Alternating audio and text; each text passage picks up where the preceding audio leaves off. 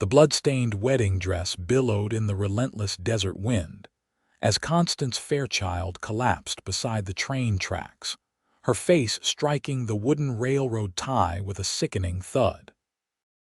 The iron horse that was meant to carry her to a new life had departed minutes earlier, leaving nothing but a cloud of dust and the distant echo of its whistle. Not a single passenger or railroad worker had noticed or perhaps cared about the young bride who had stumbled from the platform and fallen in her desperate attempt to flag down the departing train, all except one. Clayton Reeves pulled back on his gelding's reins, his weathered face creasing with concern beneath the shadow of his wide-brimmed hat. The year was 1875, and the New Mexico Territory held little mercy for those who couldn't fend for themselves, especially a woman alone in a wedding dress, stained with what appeared to be blood. "Whoa there, Dusty," he murmured to his horse, swinging down from the saddle with the practiced ease of a man who'd spent most of his life on horseback.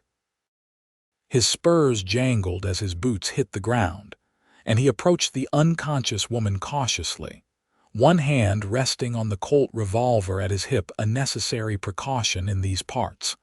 Clayton knelt beside her, gently turning her over.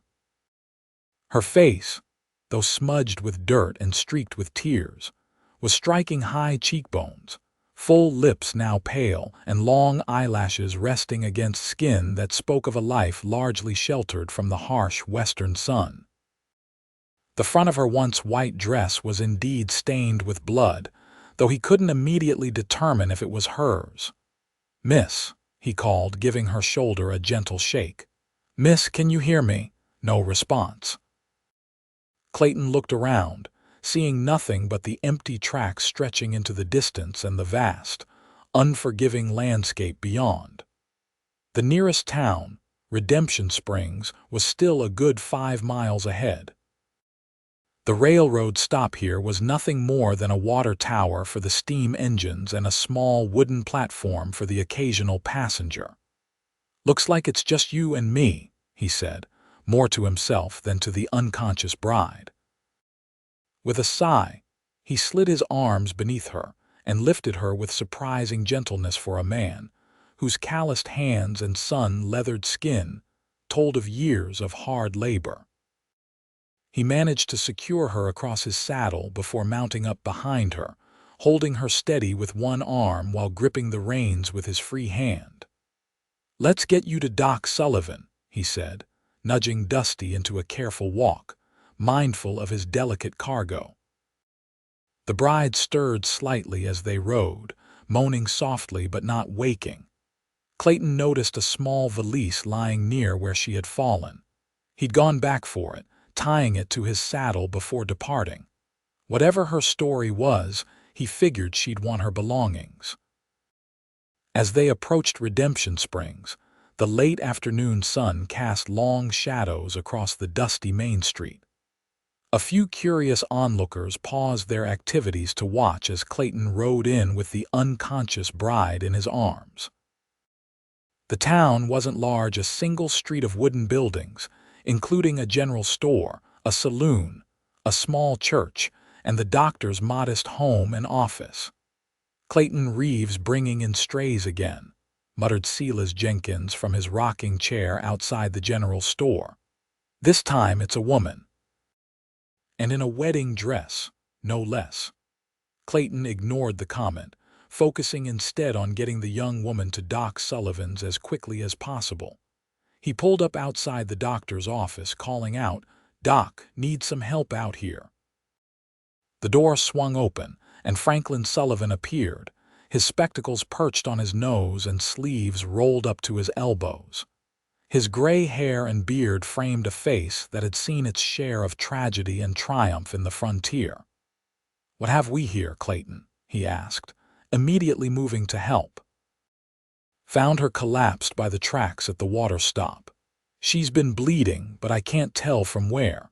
Hasn't woken up since I found her." With practiced efficiency, they carried the bride into the doctor's examination room, laying her gently on the table. "I'll need to examine her," Doc Sullivan said, already reaching for his instruments. "Privately." Clayton nodded, stepping outside into the waiting area, his hat in his hands. He paced the small room, wondering about the woman's story. Who was she? Where was her groom? Why was she alone and bleeding at her remote train stop? After what seemed like an eternity but was probably only 20 minutes, Doc Sullivan emerged, wiping his hands on a towel. "She's going to be all right," he said, his voice low. "She suffered a head injury likely from the fall and has some bruising on her arms and ribs. The blood on her dress isn't hers, Clayton." Clayton's brow furrowed. "Then whose is it?" The doctor shook his head. "That's a question for her when she wakes up. She's young, healthy, I'd guess about 22 or so. She should regain consciousness soon. The body sometimes shuts down after trauma, giving itself time to heal." "I'll stay with her," Clayton said without hesitation. Doc Sullivan raised an eyebrow. "That's generous of you, considering you don't know her from Adam." Clayton shrugged. "Found her. Seems like my responsibility until we figure out where she belongs." The doctor nodded slowly. "Always were a decent sort, Clayton, despite what some folks say. You can sit with her, but I'll need to check on her through the night." Clayton settled into a chair beside the examination table where the bride now lay, her wedding dress replaced with one of Doc Sullivan's clean shirts. Her golden brown hair had been freed from its elaborate style and now framed her face in gentle waves. Up close, he could see a small scar near her right eyebrow and the gentle rise and fall of her chest as she breathed. Hours passed. Clayton dozed intermittently but jerked awake at the slightest sound. It was just past midnight when the bride's eyelids finally fluttered open, revealing eyes the color of a summer sky. She gasped, trying to sit up and then wincing in pain. "Easy now," Clayton said softly, leaning forward. "You're safe." The woman's eyes darted around the room, panic evident in her expression. "Where am I? Who are you?" Her voice was hoarse but carried the refined accent of someone from back east. "Name's Clayton Reeves. You're in Redemption Springs in Doc Sullivan's office. Found you collapsed by the train tracks about 5 miles out. You were unconscious, so I brought you here." She stared at him, her eyes wide and uncertain. Then, as if remembering something terrible, she clutched at her chest.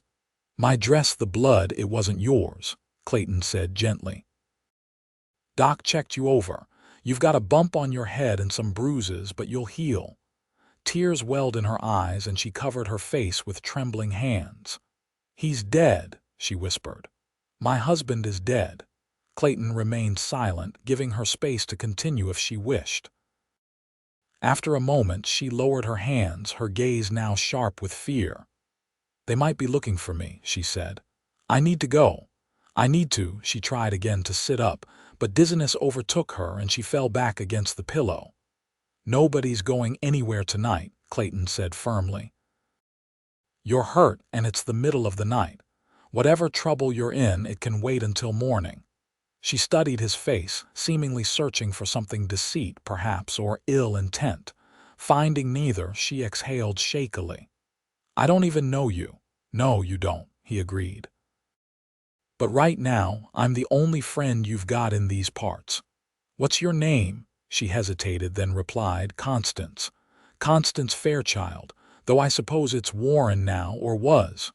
"Constance," Clayton repeated. "Get some rest, Miss Fairchild. We'll figure things out come daylight." Despite her obvious fear, exhaustion soon pulled Constance back into sleep. Clayton watched her for a while, noting how even in slumber, she seemed troubled, her brow furrowed and her hands occasionally twitching. He'd seen his share of people running from something the law, debts, their past. But a bride running from her own wedding. That was new, even for the frontier where unusual stories were as common as dust. The next morning, Doc Sullivan checked on his patient early, pleased to find her fever-free and more alert. He provided her with a simple dress borrowed from the minister's wife, allowing her some dignity while her wedding gown, now evidence of whatever had transpired, was safely stored away. "The blood on your dress," Doc Sullivan said gently after examining her. "Would you like to tell us about that?" Constance sat on the edge of the examination table, her hands twisting in her lap. She looked at Clayton, who had remained in the room at her request, then back to the doctor. "It's my husband's blood," she said finally. "Charles Warren. We were married yesterday morning in Santa Fe." Her voice was flat, emotionless, as if she were reciting facts about strangers. "After the ceremony, we boarded the train headed east. We had a private compartment. Charles had business interests in St. Louis. At least, that's what he told me." She paused, taking a shaky breath. "A man came to our compartment a few hours into the journey. I'd gone to the dining car but returned early because I felt unwell. When I opened the door, this man, he was standing over Charles with a knife. There was so much blood." Clayton and the doctor exchanged glances. "The man looked at me and said Warren cheated the wrong people. Then he just pushed past me and walked away. I tried to help Charles, but he was already gone. When the train stopped for water, I panicked. I couldn't stay there with him with what had happened. I just ran. I remember stepping down onto the platform, thinking I needed to find help, and then nothing." "You don't remember collapsing by the tracks?" Clayton asked. Constance shook her head. "The last thing I remember is the sound of the train whistle as it started to pull away." Doc Sullivan's expression was grave. "Miss Fairchild, Mrs. Warren, we need to notify the authorities. If your husband was murdered—" "No." The force of her response startled both men. "No authorities. The man who killed Charles. He wasn't working alone. Charles had powerful enemies. If they learn I'm alive, that I witnessed." She trailed off, her face pale with fear. Clayton rubbed his chin thoughtfully. "What kind of business was your husband in?" Constance's laugh was bitter. "I thought he was in banking and railroad investments. That's what he told my father. But on the train, before he died, Charles boasted about his real business: gun running, gambling operations, and worse. He was drunk and angry that I wasn't more appreciative of his wealth. He told me I'd learn to be grateful for the life he could provide."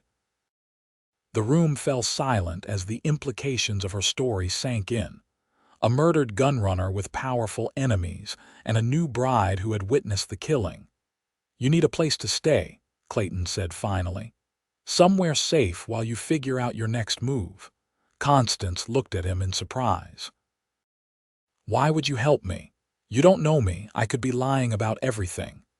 "Could be," Clayton agreed, "but I don't think you are, and I've never been one to turn my back on someone in need." Doc Sullivan cleared his throat. "Mrs. Pennington at the boarding house might take her in, but there's the matter of payment, and questions will be asked." Clayton thought for a moment, then said, "I've got a small place about 3 miles outside of town. It's not much, but it's private. You could stay there until you're recovered and decided what to do next." "A young woman staying alone with a bachelor." Doc Sullivan raised his eyebrows. "That would cause talk, Clayton." "Let them talk," Clayton said dismissively. "My nearest neighbor is 2 miles away. Besides, I'll be sleeping in the barn." Constance looked between the two men, uncertainty written across her face. "I have no money," she admitted. "Charles kept everything. I don't even know if my valise, I retrieved it," Clayton assured her. "It's with my horse." She seemed to consider her options, which, they all knew, were severely limited.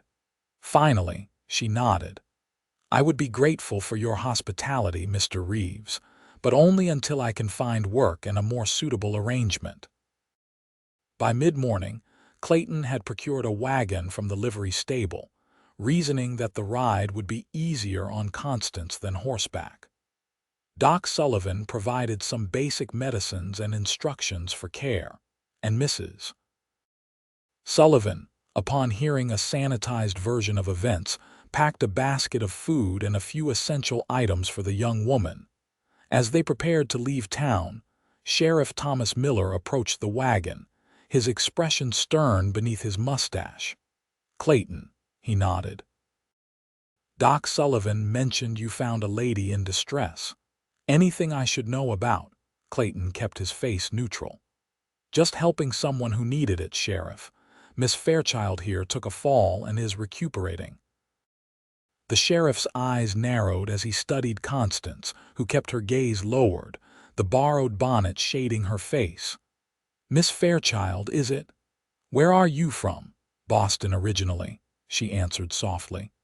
"I was traveling to visit relatives when I took ill and fell from the platform." It wasn't entirely a lie, Clayton noted. Clever woman. Sheriff Miller didn't seem entirely convinced but nodded slowly. "Well, if you need anything, the law in Redemption Springs is here to help." "Much appreciated, Sheriff," Clayton said, picking up the reins. "We'll be on our way now." As they pulled away, Constance released a shaky breath. "He didn't believe me." "Doesn't matter," Clayton replied. "Tom's a good lawman, but he knows when to let things lie. As long as we don't cause trouble, he'll leave us be." The ride to Clayton's homestead took just over an hour. The landscape grew wilder as they left town behind, with scrubby desert giving way to a mix of grassland and scattered juniper trees as they climbed slightly in elevation. Finally, they crested a small rise, revealing a modest cabin nestled against a backdrop of sandstone cliffs. A small barn stood nearby, along with a corral containing 2 horses. A creek wound its way past the property, lined with cottonwood trees that provided welcome shade. "It's beautiful," Constance said, genuine appreciation in her voice. Clayton looked at her in surprise. Most Eastern women would have found his simple homestead primitive at best. "It's not much," he said, "but it's peaceful." He helped her down from the wagon, noting how she swayed slightly on her feet. The day's exertions had clearly taken a toll on her still recovering body. "Let's get you inside," he said, offering his arm for support. The cabin's interior was simple but neat: one main room with a stone fireplace, a table with 2 chairs, a small kitchen area, and a narrow bed in the corner covered with a handmade quilt. A few books sat on a crude shelf, alongside a kerosene lamp and some personal items. "Like I said, not much," Clayton repeated, suddenly self-conscious about the humble surroundings. "But the roof doesn't leak, and the fire keeps it warm in winter." Constance walked slowly around the room, taking everything in. "You built this yourself?" Clayton nodded. "Been here about 5 years now.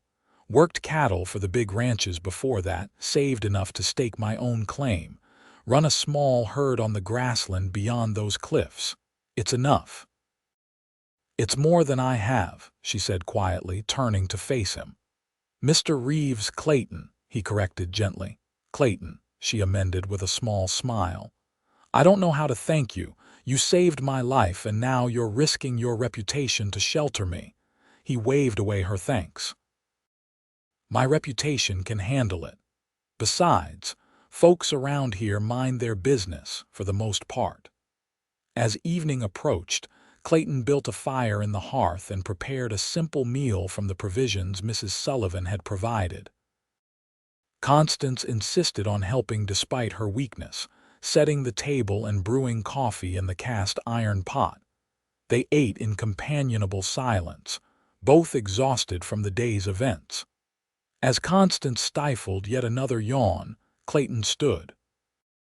"You take the bed," he said, gathering a blanket from a trunk. "I'll be comfortable enough in the barn." "I can't take your bed," she protested. "You can and you will," he replied firmly. "Doctor's orders are for you to rest, and you won't do that on a pile of hay." After ensuring she had everything she needed, Clayton bid her good night and retreated to the barn, where he made a passable bed in the hayloft. As he lay looking up at the rafters, he found himself puzzling over the day's events. In 24 hours, his solitary existence had been completely upended by a mysterious bride with trouble at her heels. He should be concerned, he knew. Getting involved in whatever dangerous business had led to Charles Warren's murder was exactly the kind of complication he'd come out here to avoid. And yet, he couldn't bring himself to regret helping Constance. There was something about her, a quiet strength beneath the fear and uncertainty that resonated with him. Sleep came slowly that night, his thoughts filled with blue eyes and unanswered questions. The following days established a tentative routine. Constance regained her strength gradually, moving from resting most of the day to helping with small chores around the cabin. Clayton tended his cattle and horses, repaired fencing, and made the occasional trip into town for supplies. During their shared meals, they began to learn about each other in small, careful increments. Clayton discovered that Constance was 23, the daughter of a Boston merchant who had arranged her marriage to Charles Warren after falling into financial difficulties. She had trained as a teacher but never practiced the profession, as her father considered it unnecessary for a woman who would be married to a wealthy man. "I had met Charles only twice before our wedding day," she confessed one evening as they sat by the fire. "My father assured me he was a gentleman of means and good character." "And you agreed to marry a virtual stranger?" Clayton couldn't keep the surprise from his voice. Constance's smile was sad. "Women of my station don't have the luxury of choice, Clayton. My father's business was failing. Charles offered to settle his debts in exchange for my hand. It was a business transaction, nothing more."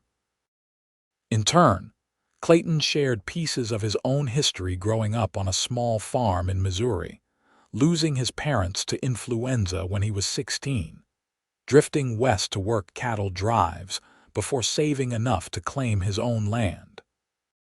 He was 32 now and had never married, though he didn't elaborate on why. What Clayton didn't share was his time riding with Marshal Barrett's special deputies, the years spent tracking outlaws across 4 territories. The men he'd brought in dead rather than alive. The reputation he'd earned as a man who completed his missions no matter the cost. That life was behind him now, buried with the badge he'd turned in 5 years ago. Or so he'd thought until Constance arrived with her tale of murder and powerful enemies. On the 4th day of her stay, Clayton returned from checking his herd to find Constance sitting on the porch, her face tilted toward the afternoon sun. She wore one of his shirts tucked into her skirt. Her limited wardrobe had necessitated some creative solutions, and her hair hung in a simple braid down her back. The sight of her, looking so at home on his porch, stirred something in him that he promptly tried to ignore. "You're looking better," he observed, tying his horse to the rail. She smiled, and for the first time since he'd found her, the expression reached her eyes. "I feel better. Doc Sullivan was right. Rest was what I needed." Clayton settled into the chair beside her, removing his hat and running a hand through his sweat-dampened hair. "Been thinking about your situation," he said after a moment. "Might be best if you moved on soon." "Not that I'm pushing you out," he added quickly, "but the longer you stay in one place, the easier it would be for Warren's associates to find you if they're looking." Constance's smile faded. "You're right, of course. I've been thinking the same thing. Perhaps I could continue east, find work as a teacher somewhere, start fresh where no one knows me." "It's a solid plan," Clayton agreed, though he felt an unexpected twinge at the thought of her leaving. "I can help you get to the train station in Santa Fe. It's safer than Redemption Springs, more trains, easier to disappear in the crowd." She nodded slowly. "I should leave soon. I've imposed on your kindness long enough." "It's no imposition," he said, more forcefully than he intended. Their eyes met, and something unspoken passed between them an acknowledgement of the tentative bond that had formed in their short time together. The moment was broken by the distant sound of approaching horses. Clayton was on his feet instantly, one hand moving to the revolver at his hip as he scanned the horizon. "Get inside," he ordered, his voice taking on a hardness Constance hadn't heard before. "Stay away from the windows." "Who is it?" she asked, rising quickly. "Don't know yet. Could be nothing. Could be trouble. Either way, I want you out of sight." She didn't argue, hurrying into the cabin and closing the door behind her. Clayton moved to the edge of the porch, positioning himself so he had a clear view of the approaching riders while maintaining cover from the support post. 3 riders came into view, moving at an unhurried pace. As they drew closer, Clayton recognized Sheriff Miller in the lead, accompanied by his deputy and a third man, a stranger in a fine suit that marked him as out of place in the territory. "Clayton," the sheriff called as they approached. "Got a moment to talk?" "Always time for the law," Clayton replied evenly, though his posture remained alert. "What brings you out this way, Sheriff?" The 3 men dismounted, tying their horses to the rail. Up close, Clayton could see that the stranger was middle-aged, with a neatly trimmed beard and the soft hands of someone unaccustomed to physical labor. His suit was expensive, Eastern cut, and despite the dust of travel, he maintained an air of authority. "This here's Mr. Edward Fairchild," Sheriff Miller said, confirming Clayton's suspicions. "Come all the way from Boston looking for his daughter. Says she might be in these parts." Clayton's expression revealed nothing. "That's so." Edward Fairchild stepped forward, his gaze intense. "My daughter, Constance, recently married Charles Warren.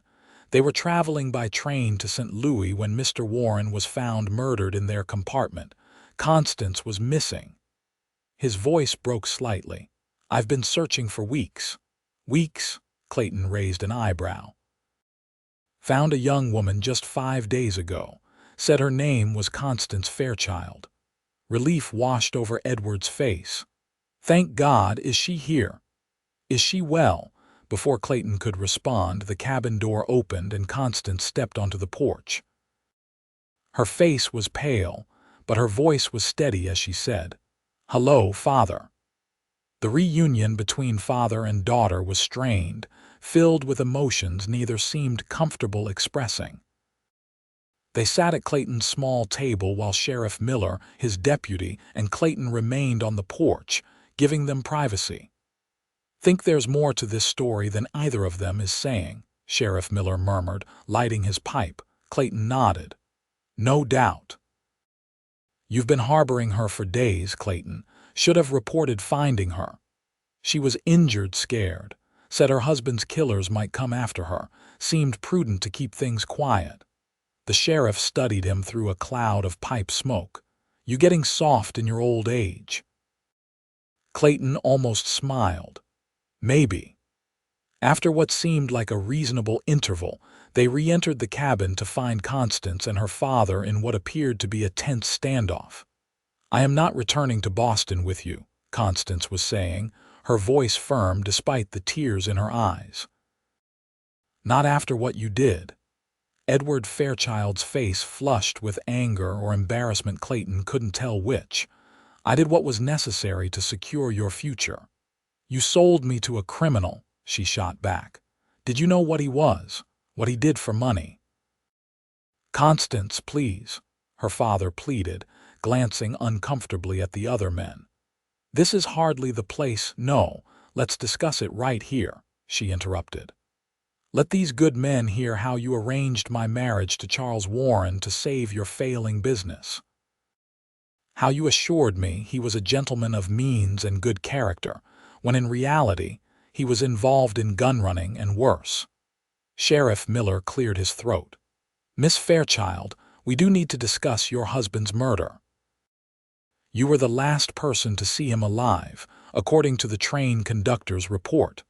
Constance's eyes widened in alarm. "You think I killed him?" "No, madam," the sheriff said quickly. but your statement could help us find who did." She glanced at Clayton, who gave her a subtle nod of encouragement. Taking a deep breath, she recounted the same story she had told Clayton and Doc Sullivan, finding a stranger standing over her dead husband, the man's cryptic comment about Charles cheating the wrong people, her panic and flight from the train. "Could you identify this man if you saw him again?" Sheriff Miller asked when she had finished. Constance nodded slowly. "I believe so. He had a scar here." She traced a line from the corner of her left eye down to her jaw, and was missing the little finger on his right hand. The sheriff and his deputy exchanged significant looks. "Sounds like Lucien Holt," the deputy said. "Works for the Fitzgerald Syndicate out of Denver." Edward Fairchild went pale. "Fitzgerald, James Fitzgerald," Sheriff Miller's gaze sharpened. "You know him, Mr. Fairchild." "Only by reputation," Edward said quickly. His business interests occasionally intersected with banking circles in Boston. Clayton didn't miss the look of betrayal that flashed across Constance's face at her father's words. There was more to this story, much more. "Well, Miss Fairchild," the sheriff continued, "we appreciate your cooperation. We'll be looking for this Holt character. In the meantime, I reckon you'll be heading back east with your father." Before Constance could respond, Edward Fairchild stood abruptly.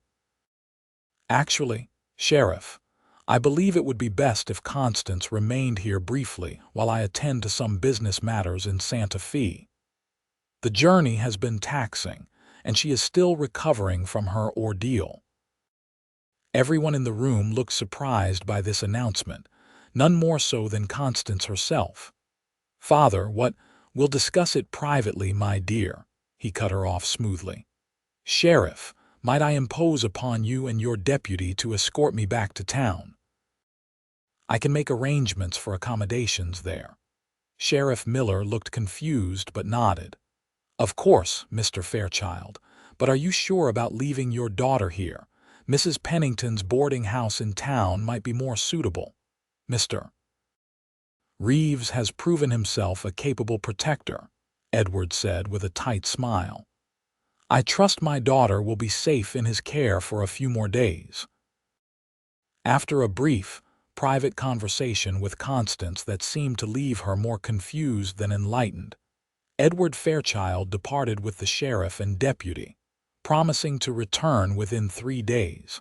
As the dust from their horses settled, Constance turned to Clayton, her expression troubled. "Something is wrong. My father would never leave me alone with a strange man. Never." Clayton had reached the same conclusion. "Your father knows more about your husband's business than he's letting on." She nodded slowly. "The way he reacted when they mentioned Fitzgerald." "Clayton, I'm afraid he might be involved somehow. We need to prepare for the possibility that your father's not coming back, at least not alone," Clayton said grimly. "If he's connected to the people who killed your husband, you're still in danger." Constance sank into a chair, the weight of this new betrayal evident in the slump of her shoulders. "I've been such a fool. First Charles, now my father." Clayton knelt beside her chair, taking her hands in his. They were soft against his calloused palms, but he could feel strength in them. "You're not a fool. You trusted the people who should have protected you. That's not foolishness, it's human." She looked at him with those clear blue eyes, now swimming with unshed tears. "What do we do now?" "We get you away from here," he said decisively. "Tonight." As darkness fell, Clayton and Constance prepared for their departure. He had decided against taking the wagon. It was too slow, too easily tracked. Instead, they would travel on horseback, taking his most reliable mount, Dusty, and his sturdy pack horse, Bess, loaded with essential supplies. "Where will we go?" Constance asked as she packed the few belongings she had into a saddlebag. "I know a place in the mountains," Clayton replied, checking his Winchester rifle before sliding it into its scabbard. "An old trapper's cabin about 40 miles northwest of here." It's remote, hard to find if you don't know where to look. We can lay low there while we figure out our next move." Constance had changed into clothes more suitable for riding, a pair of Clayton's trousers that she'd altered to fit her smaller frame, one of his shirts, and a leather vest that helped conceal her feminine silhouette. With her hair tucked up under a hat, she could pass for a young man from a distance, a precaution Clayton insisted upon.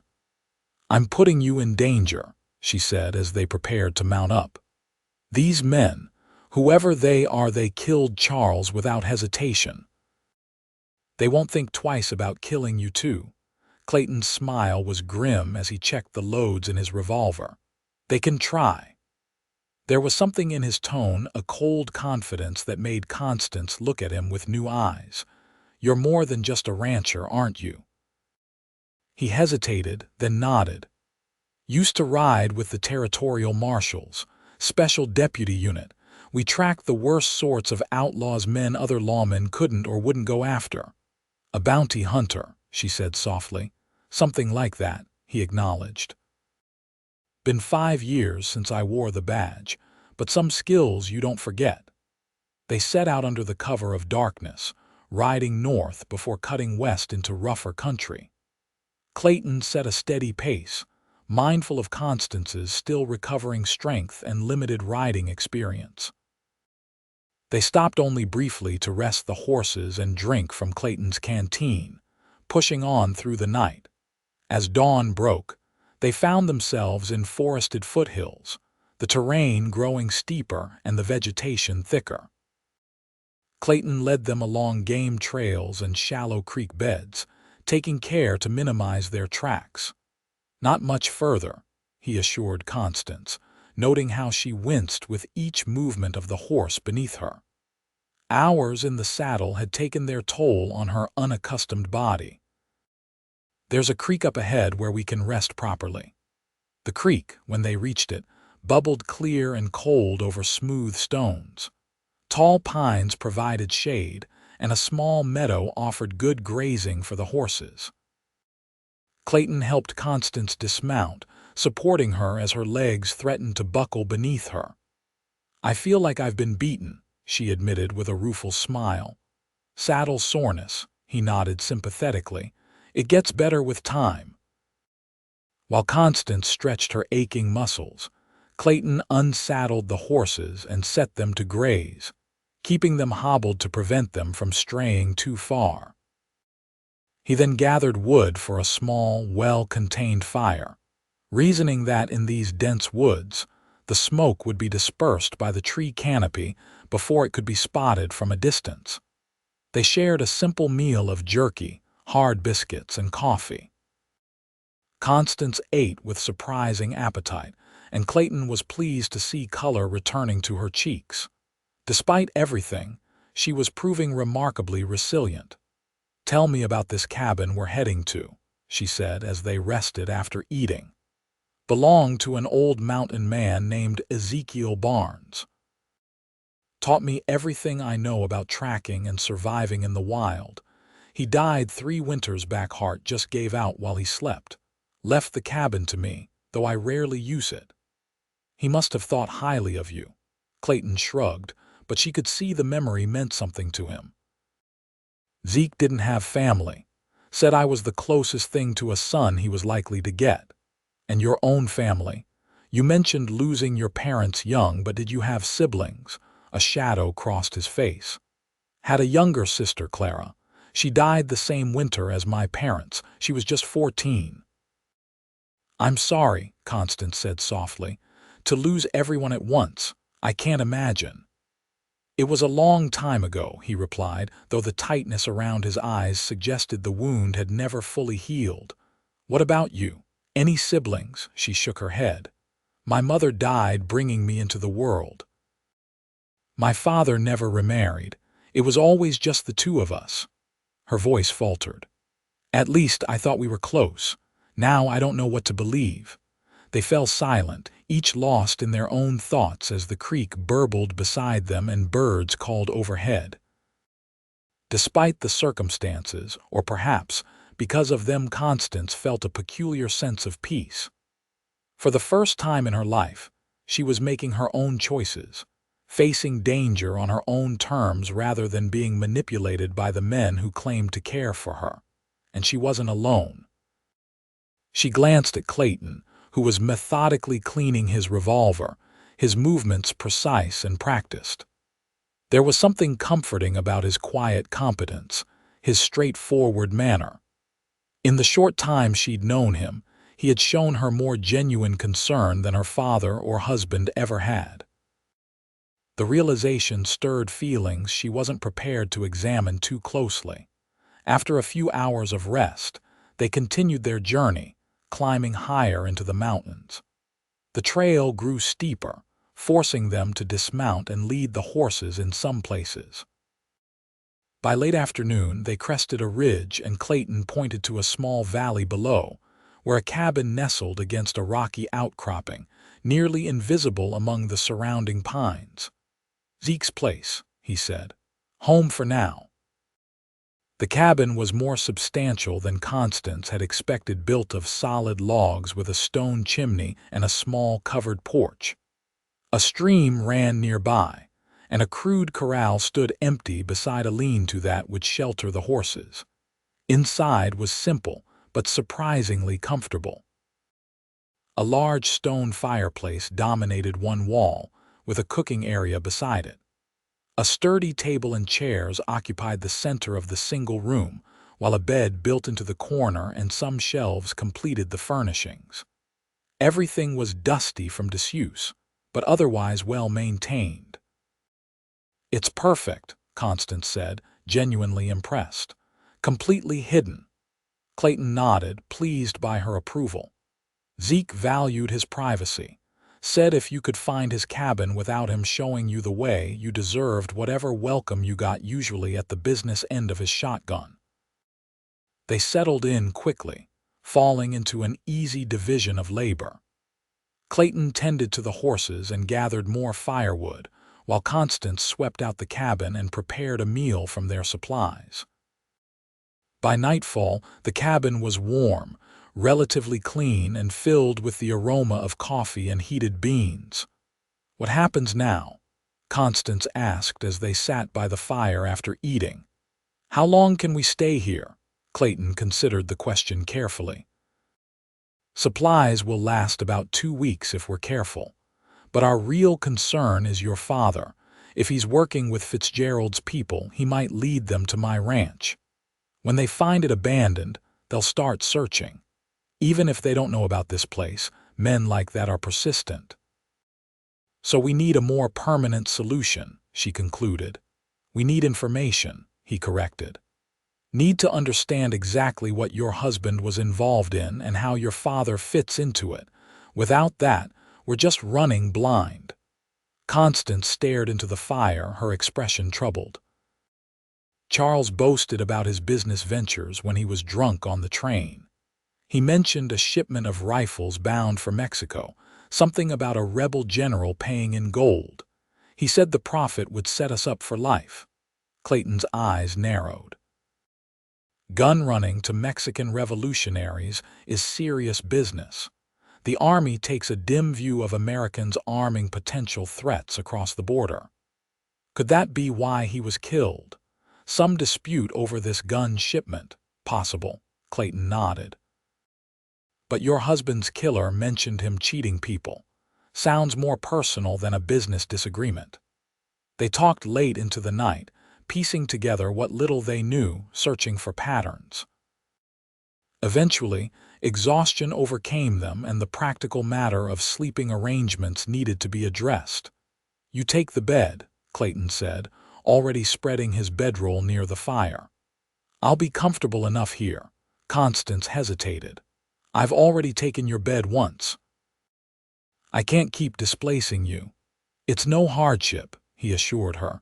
"I've slept on harder ground than this cabin floor." She looked like she wanted to argue further but was too tired to press the point. With a grateful nod, she retreated to the bed, removing only her boots before lying down fully clothed beneath the blankets. Clayton remained awake long after her breathing had deepened into sleep, staring at the dying embers of the fire. His instincts told him they hadn't seen the last of whoever was hunting Constance. The question was, how far would these men go to find her, and what would they do when they did? For the first time in years, Clayton felt the weight of responsibility for another person's safety, a feeling he'd thought he'd left behind with his marshal's badge. It should have felt like a burden, but somehow, it didn't. Protecting Constance felt right in a way few things had since he'd retreated to his solitary existence. The realization troubled him more than the danger they faced.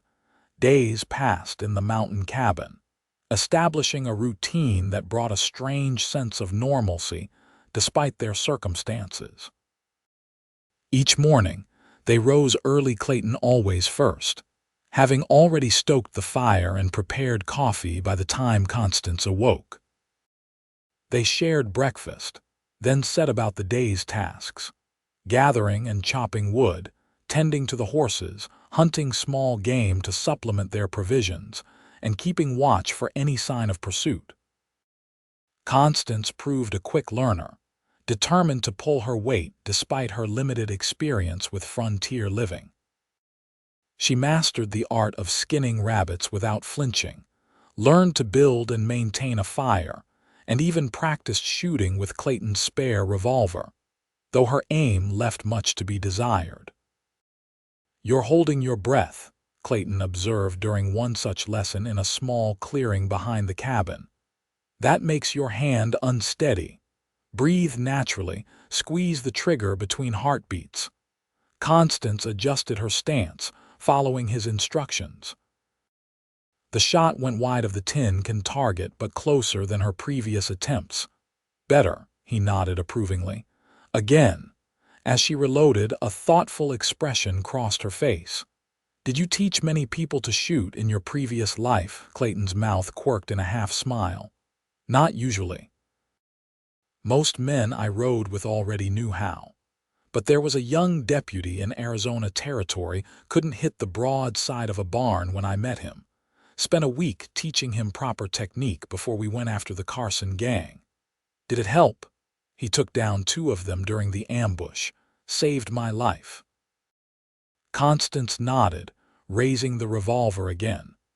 "Then I better get this right. Might need to save yours someday." The casual confidence in her voice, so different from the frightened woman he'd found by the tracks, made something warm unfurl in Clayton's chest. He covered the feeling by stepping closer, adjusting her elbow slightly. "Like this," he said, his voice rougher than he intended. "Keep your arm firm but not locked." She was acutely aware of his proximity, the warmth of his body behind hers, his calloused fingers gentle on her arm. The scent of him, leather, pine, and something uniquely Clayton filled her senses, momentarily distracting her from the task at hand. The shot went wild. "Sorry," she murmured, lowering the gun. "I lost focus." "Happens to everyone," he said, stepping back to a more appropriate distance. If he noticed her reaction to his closeness, he gave no sign. "Try again." By the end of the session, she had hit the target 3 times, not consistently, but enough to show improvement. Clayton praised her progress, and the pride in his eyes warmed her more than she cared to admit. As they walked back to the cabin, Constance asked, "Do you miss it? Your life as a lawman?" Clayton was quiet for so long that she thought he might not answer. Finally, he said, "Parts of it. The purpose of it, knowing you were making a difference, bringing justice to places that had none. The brotherhood of men who put their lives on the line together." He paused. "But other parts?" "No, I don't miss those at all." "What made you leave?" Again, that long silence. When he spoke, his voice was distant, as if he were seeing something far away. "A town called Broken Creek. We were after a man named Delaney, murderer, rapist, all-around monster. Had him cornered in a saloon. He had hostages, the owner's wife and daughter. Things went bad. Shots fired. When it was over, Delaney was dead, but so was the girl, 15 years old." He swallowed hard. My bullet. Went through Delaney, hit her. Nothing anyone could have done differently, they all said. Bad luck. Occupational hazard. Constance's heart ached for him. But you couldn't accept that, could you? He asked, meeting her eyes for the first time since beginning his story. Could you call a child's death a hazard of your occupation and move on to the next job? No, she admitted softly. I couldn't. So I turned in my badge, bought my land, and decided to live a life where my actions didn't cost innocent people their futures. His laugh was hollow. At least that was the plan. Constance stopped walking, forcing him to stop too. Clayton, what's happening now, me putting you in danger? I never wanted this. I know that, he said, his expression softening. And for what it's worth, I don't regret helping you, not for a minute. The conviction in his voice left her momentarily speechless. Before she could formulate a response, a twig snapped in the forest nearby, and Clayton's entire demeanor changed in an instant. His hand went to his holster, and he stepped in front of Constance, scanning the trees. Get to the cabin, he said quietly. Now. She obeyed without question, hurrying toward the safety of the log structure while Clayton remained where he was, alert and watchful. A moment later, a large buck emerged from the trees, regarding them with mild curiosity before bounding away. Clayton's shoulders relaxed, but only slightly. Just a deer, he said when he joined her at the cabin door, but we should be more careful. No more target practice for a while. That night, as they sat by the fire after dinner, the conversation turned to their future plans. It had been a week since they arrived at the cabin, with no sign of pursuit, but both knew they couldn't stay indefinitely. I've been thinking, Constance said, cradling a cup of coffee between her hands. Perhaps California would be far enough. I could find work as a teacher there, start fresh under a different name. Clayton nodded slowly. California's a good choice. Big enough to get lost in. We could head to Sacramento, maybe, or San Francisco.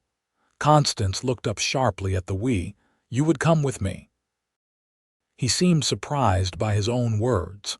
I meant, to ensure you arrived safely after that. He trailed off, suddenly finding the fire fascinating. After that, you would return to your ranch, she finished for him, trying to keep disappointment from her voice. Of course he wouldn't abandon his home, his life, to follow her to California. The very idea was absurd. It would be the sensible thing to do, he agreed, though something in his tone suggested he was trying to convince himself as much as her. An awkward silence fell between them, filled only by the crackling of the fire and the distant hooting of an owl. Constance found herself studying Clayton's profile, the strong line of his jaw, now covered in several days' worth of beard, the faint scar near his temple that disappeared into his hair, the crow's feet at the corners of his eyes that deepened when he smiled, which wasn't often enough. In the short time she'd known him, he had become important to her in ways she wasn't ready to define. The thought of continuing to California alone, never seeing him again, created an ache in her chest that surprised her with its intensity.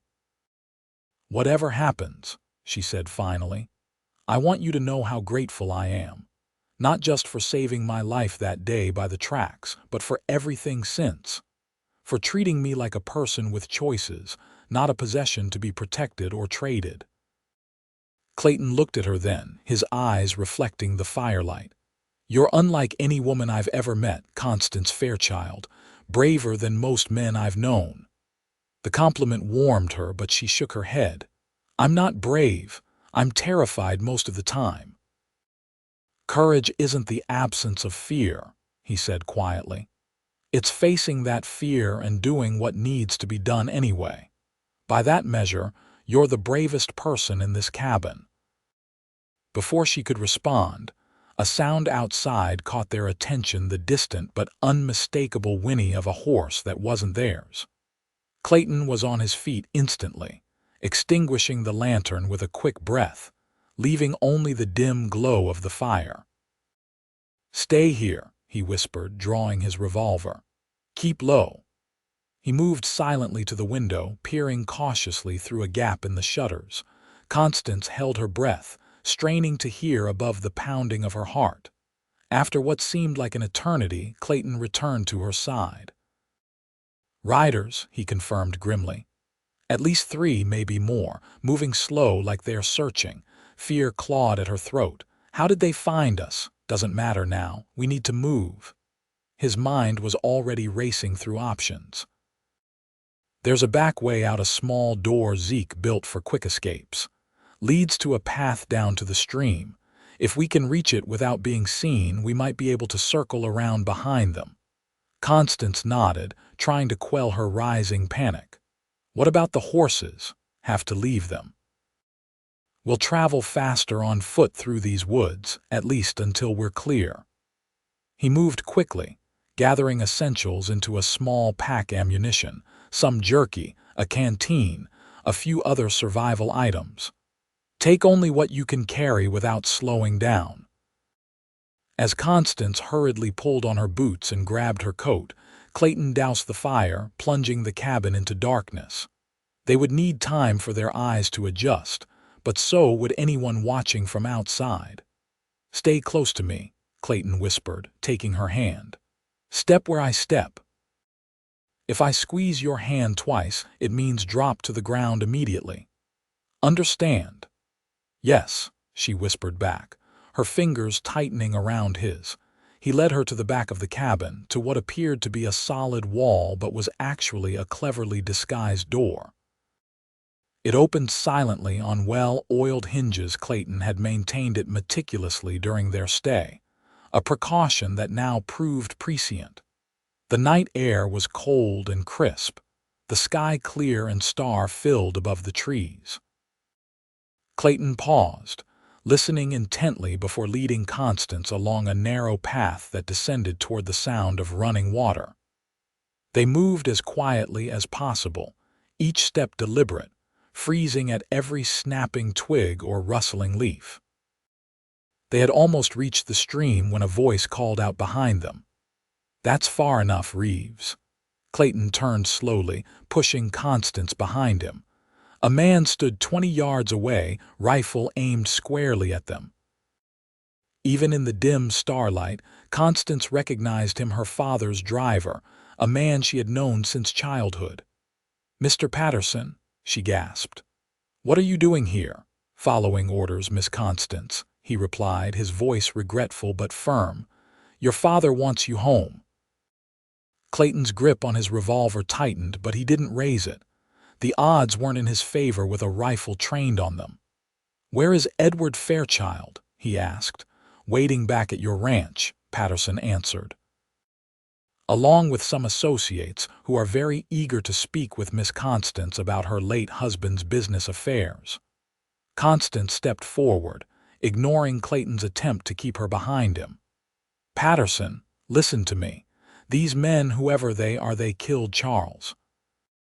They'll kill me too if they find me." Patterson's expression wavered, suggesting a conflict between duty and conscience. "Mr. Fairchild assured me you would be safe, that they just want information." "And you believed him?" Clayton's voice was cold. "Men like Fitzgerald don't leave witnesses alive, and your employer knows it. He's trading his daughter's life to save his own skin." A flicker of doubt crossed Patterson's face. "I've served the Fairchild family for 20 years. I watched Miss Constance grow up." "Then do right by her now," Clayton urged. "Let us go. Tell them you lost our trail." For a moment it seemed Patterson might waver. Then a new voice cut through the night, getting soft. "Patterson, that's disappointing." A second man emerged from the shadows, and Constance felt her blood freeze. Though she had seen him only briefly on the train, she would never forget the scarred face of the man who had murdered her husband. "Lucien Holt," she whispered. "Mrs. Warren," he acknowledged with a mocking bow. "Or do you prefer Fairchild? Either way, you've led us on quite a chase." Clayton's body tensed beside her, ready to move at the slightest opportunity. "You're making a mistake, Holt," he said evenly. "The law's already looking for you for Warren's murder. Add 2 more bodies and Fitzgerald won't be able to protect you." Holt laughed, a sound devoid of humor. "The law? Out here? Don't make me laugh, Reeves. Besides, we don't need the woman dead, just cooperative." His eyes shifted to Constance. "Your husband stole something very valuable from my employer, Mrs. Warren. We'd like it back." "I don't know what you're talking about," Constance said truthfully. "The gold, Mrs. Warren. The payment for the rifles. Your husband took it and ran, using your wedding as cover for his escape." Holt's scarred face twisted in a grim smile. "Fitzgerald doesn't like being cheated." Understanding dawned on Constance. "That's why he was so insistent on leaving for St. Louis immediately after the wedding. He wasn't establishing us in a new home, he was running." "Smart girl," Holt nodded. "Now, where did he hide it?" "I don't know," she insisted. "Charles never mentioned any gold to me." Holt's expression hardened. "I don't believe you. A man like Warren wouldn't leave such a valuable secret unprotected. He must have told you something, given you something for safekeeping." Constance's mind raced, trying to recall anything that might fit what Holt was describing. Then, with a jolt, she remembered the small leather pouch Charles had insisted she wear beneath her wedding dress, claiming it was a family heirloom that would bring them luck. "The pouch," she breathed. Clayton glanced at her sharply. "What pouch?" Holt demanded, taking a step closer. Before she could respond, a shot rang out. Patterson staggered, a look of surprise on his face as he crumpled to the ground. From the trees behind Holt, 3 more men emerged, weapons drawn. "Getting impatient, Holt," one of them growled. "Fitzgerald wants this wrapped up." Chaos erupted. Clayton shoved Constance toward the stream, drawing and firing his revolver in one smooth motion. One of the newcomers fell with a cry of pain. Holt dove for cover, returning fire as Clayton pulled Constance behind a large boulder at the edge of the water. "Run!" he shouted over the gunfire. "Follow the stream down. I'll hold them off." "I'm not leaving you," she protested. "Damn it, Constance, go." He pushed her toward the water, then turned to fire again, providing cover. Heart pounding, Constance waded into the cold stream, nearly gasping at the shock of it. The current was swift but not dangerously so, and the water only reached her knees. She began moving downstream as quickly as she could, using the darkness and the sound of the water to mask her escape. Behind her, gunfire continued to echo through the trees. She fought the urge to look back, focusing instead on placing each foot carefully on the slippery rocks of the stream bed. One misstep, one twisted ankle, and she would be finished. She had gone perhaps a quarter-mile when a figure lunged at her from the bank. A hand clamped over her mouth, stifling her scream. "It's me," Clayton's voice hissed in her ear. "Keep moving." Relief flooded through her as he released her, taking her hand instead and leading her deeper into the water. They moved swiftly, staying in the stream to hide their tracks, pushing forward despite the numbing cold of the mountain water. Only when they had traveled another half-mile did Clayton finally lead them out of the stream and into the shelter of a dense thicket of pines. There, hidden from view, they paused to catch their breath. "Are they following?" Constance whispered, her teeth chattering from cold and fear. Clayton shook his head. "I managed to wound 2 of them. Holt will regroup before coming after us, but they will come." "Patterson?" she asked, though she already knew the answer. "Dead," Clayton confirmed grimly. "Killed by his own associates when he hesitated." Constance closed her eyes briefly, mourning the man who had taught her to ride as a child, who had slipped her candy when her father wasn't looking.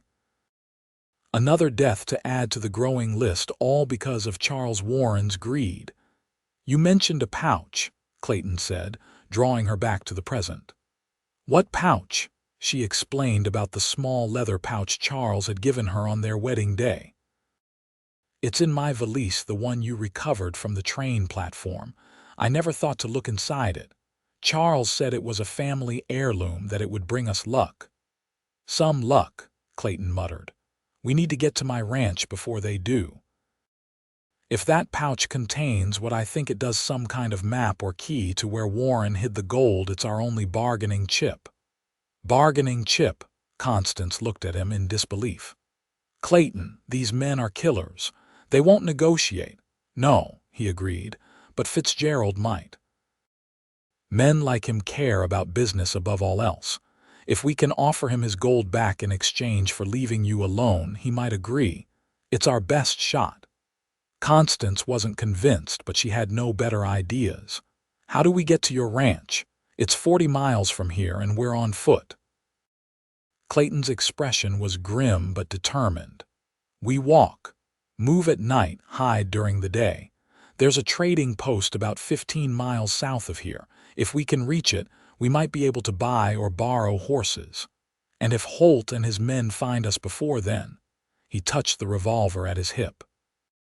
"I've still got ammunition, and you've been practicing." Despite everything, Constance felt a small smile tug at her lips. His confidence was contagious, even in these dire circumstances. "All right," she nodded. Which way? They set out immediately, knowing that every minute counted. The mountain terrain was challenging, especially in the dark, but Clayton navigated with the sureness of someone who knew the land intimately.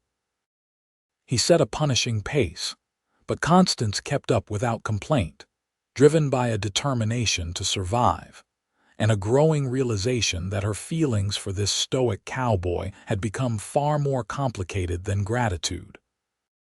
As dawn approached, they found shelter in a small cave Clayton knew of, barely more than a shallow depression in a rocky hillside, but enough to conceal them from casual observation. There, exhausted from their night's journey, they huddled together for warmth, their clothes still damp from the stream. "Try to rest," Clayton murmured, his arm around her shoulders. "I'll keep watch." "You need rest too," she protested, though her eyelids were already growing heavy. "I'll wake you in a few hours to take your turn," he promised, a promise they both knew he wouldn't keep. Sleep claimed her quickly, her body surrendering to exhaustion. When she woke, the sun was high in the sky, filtering through the trees outside their shelter. Clayton sat at the entrance, his rifle across his knees, alert despite what must have been hours without sleep. "How long was I out?" she asked, sitting up stiffly. "About 6 hours," he replied. "No sign of pursuit so far." She moved to join him, noting how he subtly shifted to make room for her. "You should sleep now, I can watch." He looked like he wanted to argue but was too tired to formulate a convincing objection. With a nod, he handed her the rifle. "Wake me if you hear or see anything unusual, anything at all." "I will," she promised. As Clayton stretched out in the spot she had vacated, Constance took up his position at the cave entrance. The forest seemed peaceful, birds singing, squirrels chattering, a gentle breeze rustling the pine needles. It was hard to believe that killers were searching for them in this tranquil setting. She glanced at Clayton, already asleep, his features relaxed in a way they never were when he was awake. In sleep, he looked younger, the lines of worry and vigilance smoothed away. She resisted an unexpected urge to brush a strand of hair from his forehead. What was happening between them? This man had saved her life multiple times, had abandoned his home to protect her, was risking everything for her safety. And in return, she had brought danger to his doorstep, forced him back into a life he had deliberately left behind. Yet when she tried to imagine saying goodbye to him, continuing to California alone once this was over, something inside her rebelled at the thought. Somehow, in the midst of all this chaos and danger, Clayton Reeves had become essential to her in ways that went far beyond their current circumstances. The realization should have frightened her, Instead, it brought a strange sort of clarity. Whatever happened next, whatever they faced together, her feelings for Clayton were becoming the one certainty in her uncertain world. She just hoped they would both live long enough for her to tell him. When Clayton woke, the sun was beginning to set, painting the sky in brilliant oranges and pinks visible through the trees. Constance sat where he had left her, rifle ready, her posture alert despite hours of watching. "Anything?" he asked, sitting up. She shook her head. "All quiet." "Too quiet, maybe. I haven't heard birds for the past hour." Clayton was immediately on alert, reaching for his revolver. "Good observation. Animals often go silent when humans move through their territory." They packed quickly and silently, ready to move as soon as darkness provided cover. Clayton checked his weapons one last time, then handed Constance the small derringer he kept as a backup. "Just in case we get separated," he said. "2 shots, make them count." She nodded, tucking the small gun into her pocket. "Clayton, if something happens to me, nothing's going to happen to you," he interrupted firmly. "But if it does," she persisted, "I want you to know that these past days, despite everything, have been important to me. You've been important to me." He looked at her for a long moment, something unreadable in his expression. Then, with unexpected gentleness, he touched her cheek. "You've been important to me too, Constance. More than I expected, more than I was prepared for." It wasn't a declaration of love. They were both too practical for that, too aware of the precariousness of their situation. But in those simple words, in the touch of his hand against her skin, was the acknowledgement of something growing between them, something worth fighting for.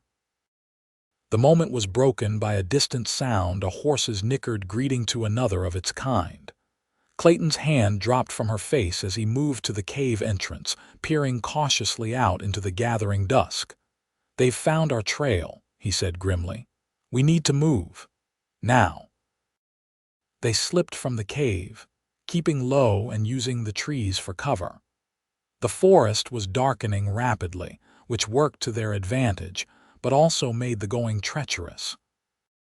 They moved as quickly as silence would allow, heading south toward the trading post that represented their best hope of securing transportation. As the night deepened around them, the sounds of pursuit grew more distinct, voices calling to each other, the occasional crack of a branch, the soft thud of hooves on the forest floor. Holt and his men were spreading out, searching methodically. "They're trying to flank us," Clayton whispered as they paused behind a fallen log. "Drive us east, away from the trading post." "What do we do?" Constance asked, struggling to control her breathing. Clayton considered their options, which were rapidly dwindling. "We can try to circle around behind them, but it's risky. Or we can make a run for it, try to reach the trading post before they cut us off." Before Constance could respond, a twig snapped nearby, far too close for comfort. They froze, barely daring to breathe as a dark figure moved through the trees less than 30 yards away. One of Holt's men, rifle at the ready. Clayton's hand found Constance's, squeezing twice their signal to drop to the ground. They lay perfectly still as the man paused, scanning the area, then continued on, passing so close they could hear his breathing. When he was gone, Clayton motioned for them to move in the opposite direction, staying low and using the undergrowth for cover. They had gone perhaps 50 yards when a shout went up behind them. "Over here! Tracks! Run!" Clayton urged, and they abandoned stealth for speed, crashing through the forest as gunshots rang out behind them. They ran blindly, dodging trees and leaping fallen logs, driven by pure survival instinct. Constance's lungs burned, her legs ached, but fear kept her moving, following Clayton's shadowy form ahead of her. A bullet splintered bark from a tree inches from her head. Another whined past her ear. They were running out of time, out of options. Suddenly, Clayton pulled up short, grabbing her arm to stop her. "The ravine," he gasped, pointing ahead where the ground dropped away sharply. "Too steep for horses. If we can get down and across, we might lose them." Without waiting for her response, he led her to the edge. In the dim starlight, Constance could make out a steep, rocky slope descending about 30 feet to a narrow but swift-flowing stream below. "I'll go first," Clayton said, already starting down. "Watch where I place my feet." The descent was harrowing. Loose rocks skittered away beneath their boots. Tangled roots provided precarious handholds, and all the while, the sounds of pursuit drew closer. Constance slipped once, sliding several feet before Clayton caught her, steadying her with a firm grip. They had almost reached the bottom when a voice called from the rim above. "There they are!" Down in the ravine, rifle fire erupted, bullets ricocheting off rocks around them. Clayton pushed Constance behind an outcropping, shielding her with his body as he drew his revolver and returned fire. One of the men above cried out and fell back. "The stream," Clayton urged. "It's our only chance. Stay low, use the rocks for cover." They splashed into the cold water, keeping below the bank as much as possible as they moved downstream. The ravine twisted and turned, and after several hundred yards the gunfire behind them faded, then stopped altogether. They had momentarily lost their pursuers, but not for long. As they hauled themselves out of the stream on the far side of the ravine, Constance could hear the men above searching for a way down, their voices carrying in the night air. "How much farther to the trading post?" she asked, wringing water from her clothes. 5, maybe 6 miles, Clayton replied, scanning their surroundings. "But we can't take a direct route now. Need to circle around, throw them off our trail." Constance nodded, trying to ignore the bone-deep fatigue that threatened to overwhelm her. "Then let's not waste time." They pushed on through the night, following game trails when possible, avoiding open areas where they might be spotted. The terrain gradually became less steep as they descended from the mountains, the forest thinning in places to reveal the star-strewn sky above. It was near dawn when they finally caught sight of the trading post, a cluster of log buildings in a small clearing, smoke rising from the chimney of the main structure. They approached cautiously, wary of an ambush, but the place appeared peaceful in the early morning light. "Wait here," Clayton said, directing Constance to a sheltered spot behind a large boulder. "Let me make sure it's safe." She wanted to protest but knew he was right. With a nod, she crouched behind the rock, watching as Clayton approached the trading post openly, his movements deliberately casual despite the revolver he kept ready at his side. An older man emerged from the main building, shotgun in hand but pointed at the ground. Clayton raised his empty hand in greeting, and after a brief conversation that Constance couldn't hear, the man lowered his shotgun completely. Clayton turned and waved for her to join them. "This is Illy Thompson," Clayton introduced as she approached. "He runs this place." "Illy, this is Constance Fairchild." The trader was a grizzled man in his 60s, with a long gray beard and shrewd eyes that took in Constance's bedraggled appearance without comment. "Any friend of Clayton's is welcome here," he said simply. "Sounds like you two are in a fix." "We need horses," Clayton said, "and supplies. Men are after us, dangerous men," Illy nodded thoughtfully. "Got 2 horses I can spare. As for those men after you, I heard them pass by last night, 4 riders moving fast toward town. They didn't stop." Clayton and Constance exchanged surprised glances. "They're heading for my ranch," Clayton realized. "They think we're trying to get there ahead of them." "Which buys us some time," Constance added. "How long would it take them to reach your ranch?" "A day, maybe less if they push their horses hard. Another day to search the place and realize we're not there or coming there." Illy disappeared into a storage building, returning with saddles and bridles. Horses are in the corral out back, nothing fancy but they're sound. You two look like you could use some food and rest before you head out, though. Clayton nodded gratefully. An hour or two would help, and we need to plan our next move. Inside the trading post's small kitchen, they ate their first proper meal in days: bacon, beans, and hot coffee that tasted like heaven after their ordeal. As they ate, Clayton explained their situation to Illy, who listened without interruption. "So this gold these fellas are after," Illy said when Clayton had finished.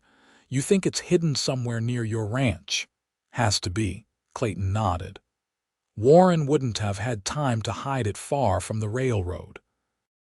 And this pouch Constance mentioned might contain some kind of clue to its location. Which means we still need to get to your ranch," Constance concluded.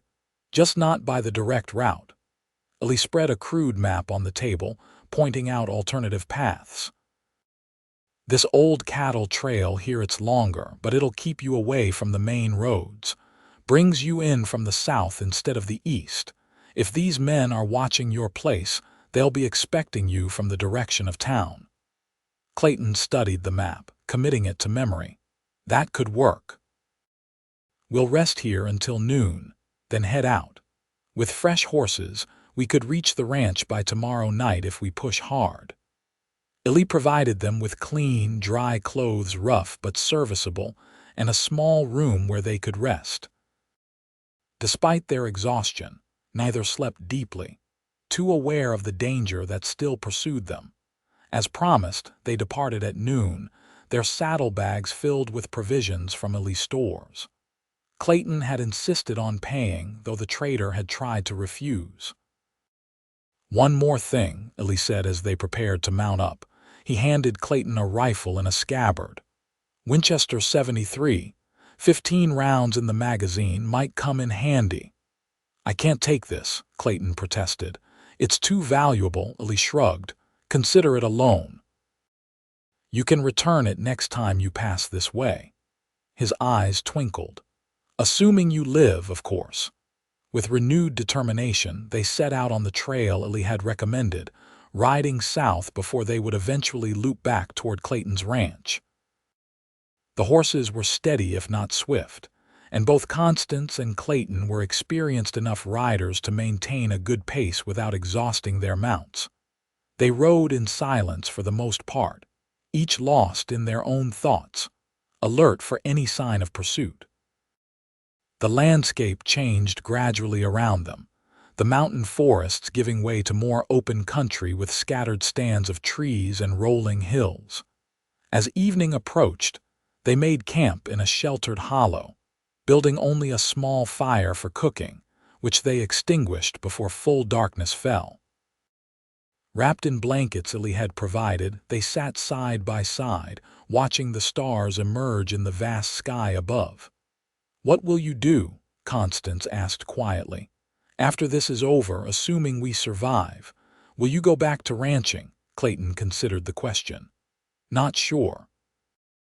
My place won't feel safe anymore, not after this. Might sell up, move on." He glanced at her. "What about you? Still planning on California?" "I don't know," she admitted. "Everything's changed. I'm not the same person who collapsed beside those train tracks." "No," he agreed softly. "You're not." Their eyes met in the gathering darkness, and something unspoken passed between them, an acknowledgement of how their shared ordeal had changed them both, had forged a connection neither had anticipated. Clayton's hand found hers, his calloused fingers intertwining with her smaller ones. "Whatever happens, Constance, I want you to know that finding you that day, it was the best thing that's happened to me in a long time." Tears pricked at her eyes, unexpected and unwelcome. "Even with all this danger, the men trying to kill us, even with that," he confirmed. "You woke something in me that I thought was dead, something I'd given up on." She leaned against his shoulder, drawing comfort from his solid presence. "I was so lost when you found me, not just physically, but in every way that matters. I had no control over my life, no real choices. Even running from that train was just blind panic, not a decision. And now I know what I want, she said simply, even if it frightens me. Before he could ask what she meant, she leaned up and kissed him tentatively at first, then with growing confidence as he responded, his free hand coming up to cup her face. It was a kiss born of shared danger and growing affection, of mutual respect and dawning love. When they finally broke apart, both were breathing faster, and Clayton's eyes had darkened with emotion. "Constance, don't say anything," she whispered. "Not yet. Not until we're safe." He nodded, understanding her reluctance to make promises neither of them could be certain of keeping. Instead, he drew her closer, and they sat together under the stars, finding momentary peace in each other's presence despite the danger that still hunted them. The journey to Clayton's ranch took longer than anticipated. They were forced to detour several times when they spotted riders in the distance, unable to determine if they were Holt's men or innocent travelers. By the time they approached the familiar terrain surrounding Clayton's property, it was late afternoon of the second day.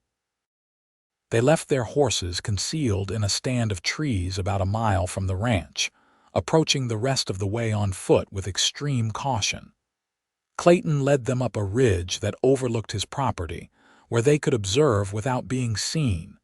The ranch appeared deserted. No smoke rose from the cabin's chimney, no horses were visible in the corral, and the yard showed no signs of recent activity. It was too quiet, too still. "They've been here," Clayton murmured, studying the scene through Ellie's lone spyglass. "Look at the door, it's hanging open." They searched the place. "Are they still there?" Constance asked, scanning the surrounding area nervously. Clayton continued his methodical survey. "Can't tell for sure. Could be waiting inside, or they might have moved on." He lowered the spyglass. "We need to get closer, but carefully. The sun will be setting soon. We'll wait until dusk. Use the shadows for cover." As the sun sank toward the horizon, casting long shadows across the land, they made their way down from the ridge, staying within the tree line as much as possible.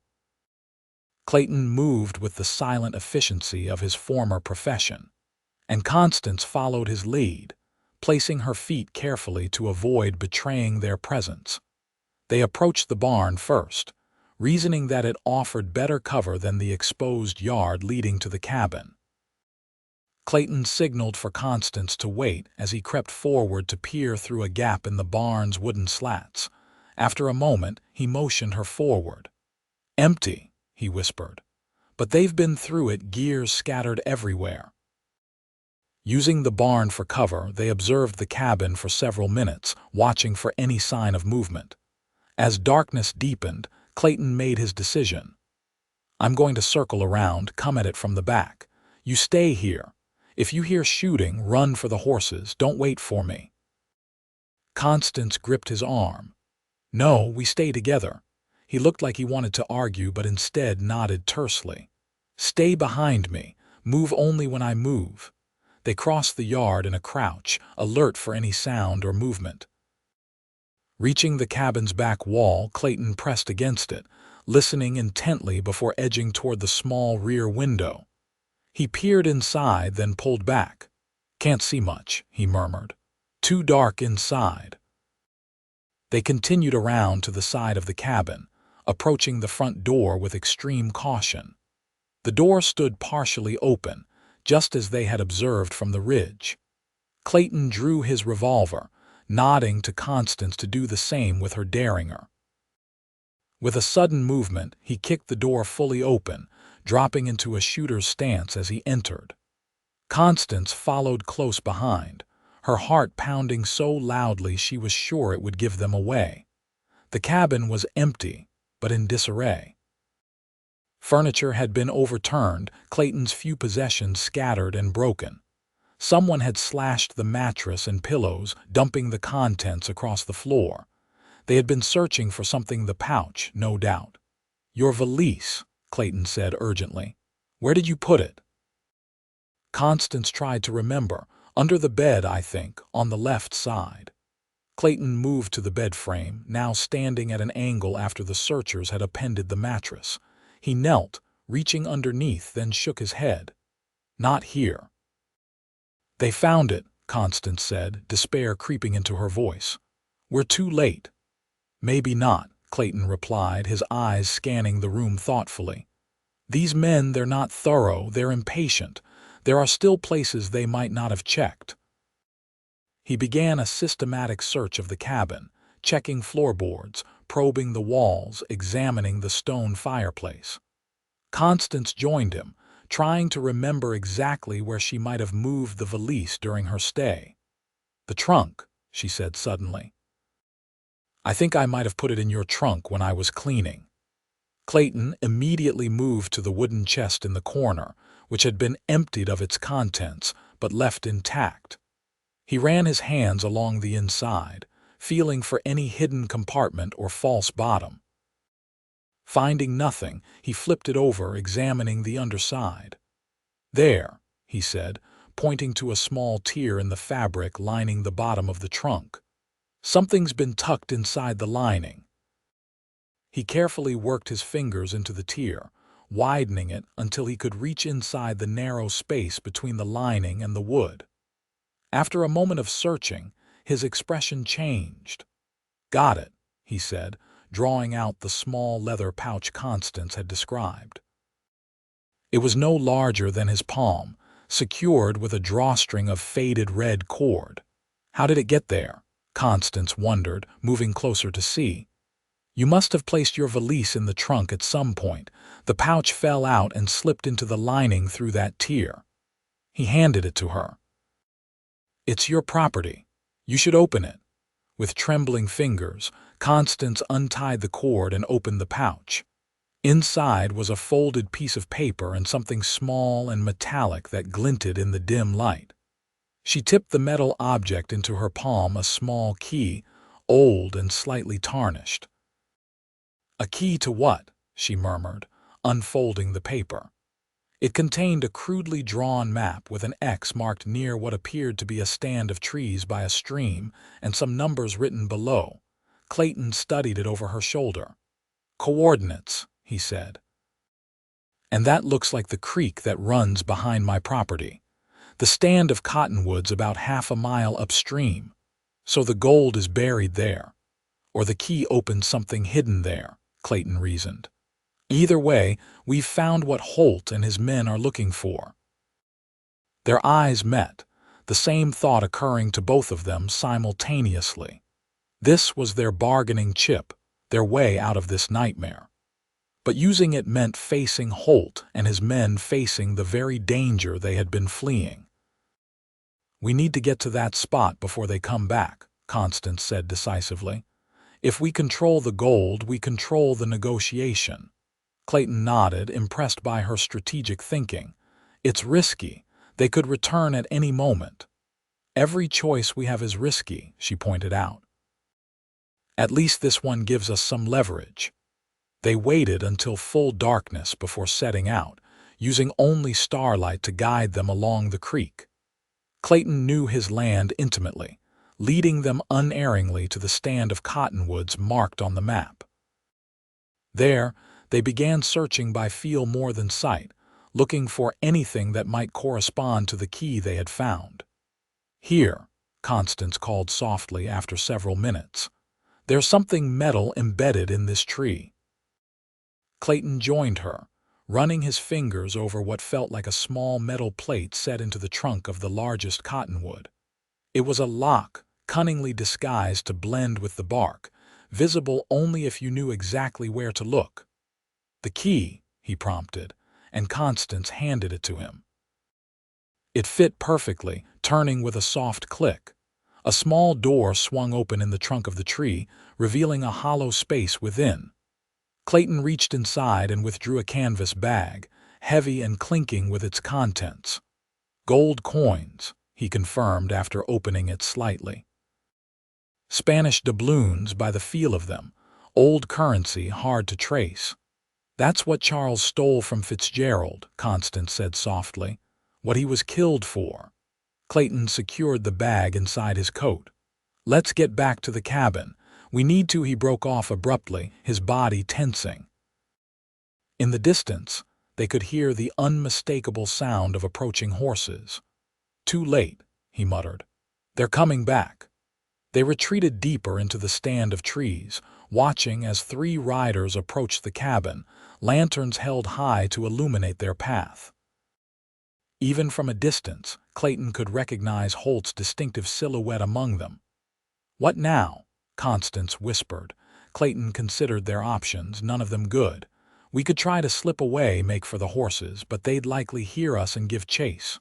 Or we face them. On our terms, with the gold as our bargaining chip. Constance's eyes widened.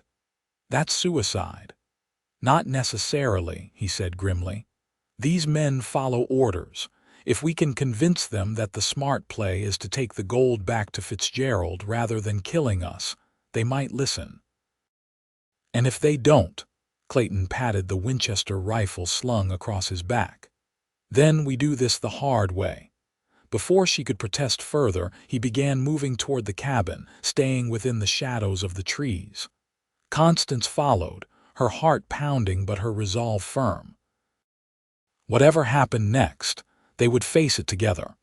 They circled around to approach the cabin from the rear, watching as Holt and his men dismounted in front.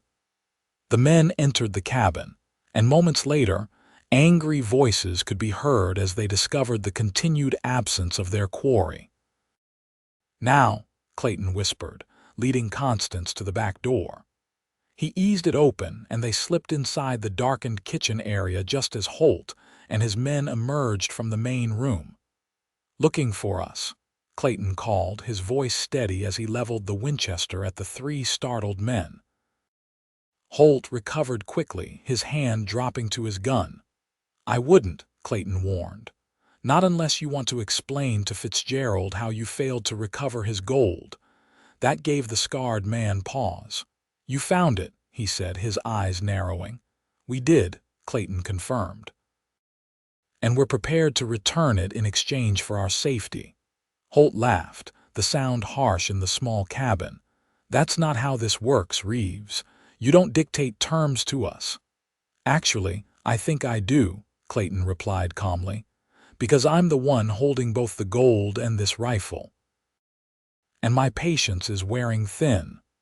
The standoff stretched, tension filling the air like smoke. Constance stood slightly behind Clayton, the derringer concealed in the folds of her skirt, ready if needed. Finally, Holt spoke again. What exactly are you proposing? Simple, Clayton said. You take the gold back to Fitzgerald. Tell him the debt is settled. In return, he leaves us alone, no pursuit, no retribution. We disappear, he gets his property back. Everyone wins. Except Warren got away with stealing from Mr. Fitzgerald, one of Holt's men objected. Sets a bad precedent. Warren paid with his life, Constance interjected, her voice stronger than she felt. Isn't that precedent enough? Holt studied her with new interest. You've got spirit, Mrs. Warren. Your husband lacked that quality, begged for his life before the end. Constance refused to rise to the bait, maintaining her composure despite the cruel taunt. What about her father? Holt continued, addressing Clayton. Edward Fairchild is deeply indebted to Mr. Fitzgerald financially and otherwise. He offered his daughter's cooperation in exchange for forgiveness of those debts. My father has no claim on me, Constance said firmly. Whatever arrangements he made, they died with Charles. Holt seemed to consider this, his scarred face unreadable in the dim light. I'll need to confer with Mr. Fitzgerald. This goes beyond my authority to decide. Fine, Clayton agreed. But the gold stays with us until we have his answer and his guarantee of our safety. You expect me to ride back to Denver empty-handed? Holt scoffed. "I expect you to do what's best for your employer's interests," Clayton replied. "Killing us won't get you the gold. We've hidden it well, with instructions for it to be turned over to the authorities if anything happens to us." It was a bluff, but a calculated one. Men like Holt understood self-interest above all else. After a tense moment, Holt nodded slowly. "I'll take your proposal to Mr. Fitzgerald. 3 days. I'll return with his answer." "We'll be here," Clayton said, though both he and Constance knew they would be long gone by then. Holt and his men backed out of the cabin, mounting their horses with obvious reluctance. "3 days, Reeves," Holt called as they rode away. "Don't make me hunt you down again." Only when the sound of hoofbeats had faded completely did Clayton lower the Winchester, releasing a long breath. "They'll be back sooner than 3 days," he said, "with more men." "I know," Constance nodded. "We need to leave immediately." They worked quickly, gathering what supplies they could from the ransacked cabin. Clayton retrieved a hidden cache of money from beneath a loose floorboard emergency funds he had maintained from his martial days. It wasn't much, but it would help them get started somewhere new. "California?" he asked as they prepared to depart. Constance paused, considering. "Perhaps. Or maybe somewhere closer first, until we're sure Fitzgerald has accepted the gold as payment in full." "Denver," Clayton suggested. "Right under Fitzgerald's nose where he'd least expect us. We could monitor the situation, make sure he keeps his end of any bargain, then move on when we're certain." It was risky, but it made strategic sense. In a city the size of Denver, 2 people could easily disappear among the crowds, and being close to Fitzgerald's operation would allow them to gather intelligence, to know if he truly intended to honor any agreement or was merely biding his time. They rode through the night, pushing their horses as hard as they dared, putting distance between themselves and the ranch. By dawn, they had reached a small settlement with a stagecoach stop. There, they sold their horses and purchased tickets on the next coach to Denver, scheduled to depart in 2 hours. As they waited, sitting side by side on a bench outside the stage office, Constance finally asked the question that had been on her mind since their confrontation with Holt. "What happens to us, Clayton? After this is resolved one way or another, what becomes of this?" She gestured vaguely between them. Clayton took her hand, his expression serious but tender. "That depends on what you want, Constance. I know what I want." "Which is?" "A life with you," he said simply. "Wherever that might be. I've spent 5 years alone, punishing myself for past mistakes. Then you collapsed beside those tracks and suddenly the future looked different. Better." Tears filled her eyes, but they were tears of relief, of joy amidst all the fear and uncertainty. "I want that too," she whispered. "A life with you. A chance to discover who we can be together without the shadow of the past hanging over us." He leaned forward, kissing her gently, a promise sealed with the touch of his lips against hers. When they parted, his smile was the most unguarded she had ever seen it. "Then that's what we'll fight for," he said. "A future, together." The stagecoach arrived on schedule, and they boarded with the few other passengers, a traveling salesman, an elderly couple, and a young soldier returning to his post. As the coach lurched into motion, Constance leaned against Clayton's shoulder, allowing herself to hope for the first time in what felt like forever. The journey to Denver was long and uncomfortable, the coach bouncing over rutted roads and stopping at small settlements along the way. They remained vigilant, watching for any sign of pursuit, but saw nothing suspicious. By the time they reached the outskirts of Denver, 3 days after leaving Clayton's ranch, both were exhausted but cautiously optimistic. Denver in 1875 was a growing city, the gateway to the Rocky Mountains and a hub of commerce and opportunity. Its streets bustled with activity: miners, businessmen, families, all drawn by the promise of the West. Among such crowds, Clayton and Constance could blend in, become just another couple seeking their fortune. They took rooms at a modest hotel under assumed names, presenting themselves as Mr. and Mrs. John Smith, newly arrived from Missouri. The gold remained securely hidden in a specially designed money belt Clayton wore beneath his clothes. They would need to convert it to cash eventually, but for now, keeping it safe was the priority. Their first task was to gather information about Fitzgerald and his operation. Cautious inquiries revealed that James Fitzgerald was indeed a powerful figure in Denver, a businessman with interests in mining, gambling, and less reputable ventures. His offices were located in a grand building on Larimer Street, and he was known to frequent the Silver Dollar Saloon in the evenings. "We need to get a message to him," Clayton said as they discussed their strategy in their hotel room. "Let him know we have the gold and are willing to negotiate directly." "How? We can't exactly walk into his office," Constance pointed out. Clayton considered the problem. "No, but I can approach him at the saloon. Public place, lots of witnesses. He'd be less likely to try anything there." "It's too dangerous," she protested. "Holt might be there or other men who know your face."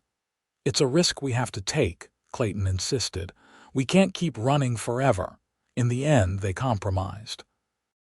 Clayton would observe the Silver Dollar from across the street, identifying Fitzgerald and his associates without making contact.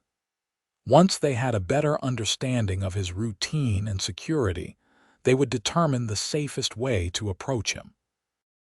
That evening, Clayton positioned himself in a small cafe opposite the saloon, while Constance remained at the hotel, ready to flee if anything went wrong. Through the cafe's window, he watched as well-dressed men entered and exited the Silver Dollar, noting those who were shown particular deference by the staff. After 2 hours of observation, a carriage pulled up, and a distinguished-looking man in his 50s emerged, flanked by 2 obvious bodyguards. The doorman snapped to attention, and patrons stepped aside as the man entered the saloon. "Fitzgerald," Clayton murmured to himself, committing the man's appearance to memory. Tall, well-built despite his age, silver-gray hair and mustache, expensive tailored suit. He carried himself with the confidence of someone accustomed to power and obedience. Clayton was about to leave when another familiar figure appeared, Lucien Holt, dismounting from a horse and hurrying into the saloon. He had returned from his mission sooner than expected, which confirmed Clayton's suspicion that the 3-day timeline had been a ruse. Abandoning his coffee, Clayton left the cafe and made his way back to the hotel, taking a circuitous route to ensure he wasn't followed. Constance met him at the door of their room, relief washing over her face at his safe return. "I saw him," Clayton reported. "Fitzgerald." "And Holt is back. He went into the saloon just after Fitzgerald arrived." "They'll be discussing us," Constance concluded, sitting on the edge of the bed. "Deciding our fate," Clayton nodded grimly. "Which means we need to act quickly before they have time to organize a search of the city." After much discussion, they settled on a bold plan. The following morning, Constance would deliver a letter to Fitzgerald's office, addressed to him personally. The letter would propose a meeting that evening at a public restaurant of Fitzgerald's choosing to discuss the return of his property. To prove their good faith, they would include one of the gold coins from Warren's stash. "It's risky," Clayton acknowledged, "but it puts the ball in his court, gives him the illusion of control while actually limiting his options." "And if he decides to have us killed anyway?" Constance asked. Clayton's expression hardened. "Then I'll make sure he regrets it." The next morning, Constance dressed in her most respectable attire, a simple but elegant dress purchased with some of Clayton's emergency funds. With the letter securely in her reticule and her derringer concealed in a pocket, she made her way to Fitzgerald's office building. The receptionist was initially reluctant to accept a letter from an unknown woman, but the mention of Charles Warren's name changed his attitude immediately. The letter was taken directly to Fitzgerald's office, and Constance was asked to wait. After what seemed like an eternity but was probably only 15 minutes, the receptionist returned. "Mr. Fitzgerald will see you now, madam. This was not part of the plan." Constance hesitated, weighing her options. Refusing might arouse suspicion, but entering Fitzgerald's inner sanctum alone was dangerous. Taking a deep breath, she decided to proceed, trusting in the protection offered by the public location and her own wits. James Fitzgerald rose from behind an imposing desk as she was shown into his office. He was exactly as Clayton had described: distinguished, powerful, with cold eyes that assessed her with calculating interest. "Mrs. Warren," he greeted her, gesturing to a chair. "Or do you prefer Fairchild?" "Please sit." Constance remained standing. "I prefer to keep this brief, Mr. Fitzgerald. You've read our proposal," he smiled thinly, holding up the gold coin she had included with the letter. "A small gesture of good faith, I presume." "Though hardly sufficient compensation for what your husband stole from me. The rest can be returned," she said evenly, "in exchange for assurances of our safety." "Our?" Fitzgerald raised an eyebrow. "Ah, yes, your cowboy protector, Mr. Reeves, I believe. A man with an interesting past, from what I've learned." Constance kept her expression neutral, though inwardly she was alarmed by Fitzgerald's knowledge of Clayton. "Those are our terms. Do you agree to a meeting this evening to discuss the details?" Fitzgerald studied her for a long moment, then nodded. "The Denver House Restaurant, 8 o'clock. You and Mr. Reeves will join me for dinner. We'll discuss terms, civilized people. And we'll have your word that no harm will come to us," Constance pressed. His smile didn't reach his eyes. "Of course, Mrs. Warren. I'm a businessman, not a monster. If we can resolve this matter amicably, I see no reason for unpleasantness." Constance didn't believe him for a second, but she nodded as if satisfied. 8 o'clock, then."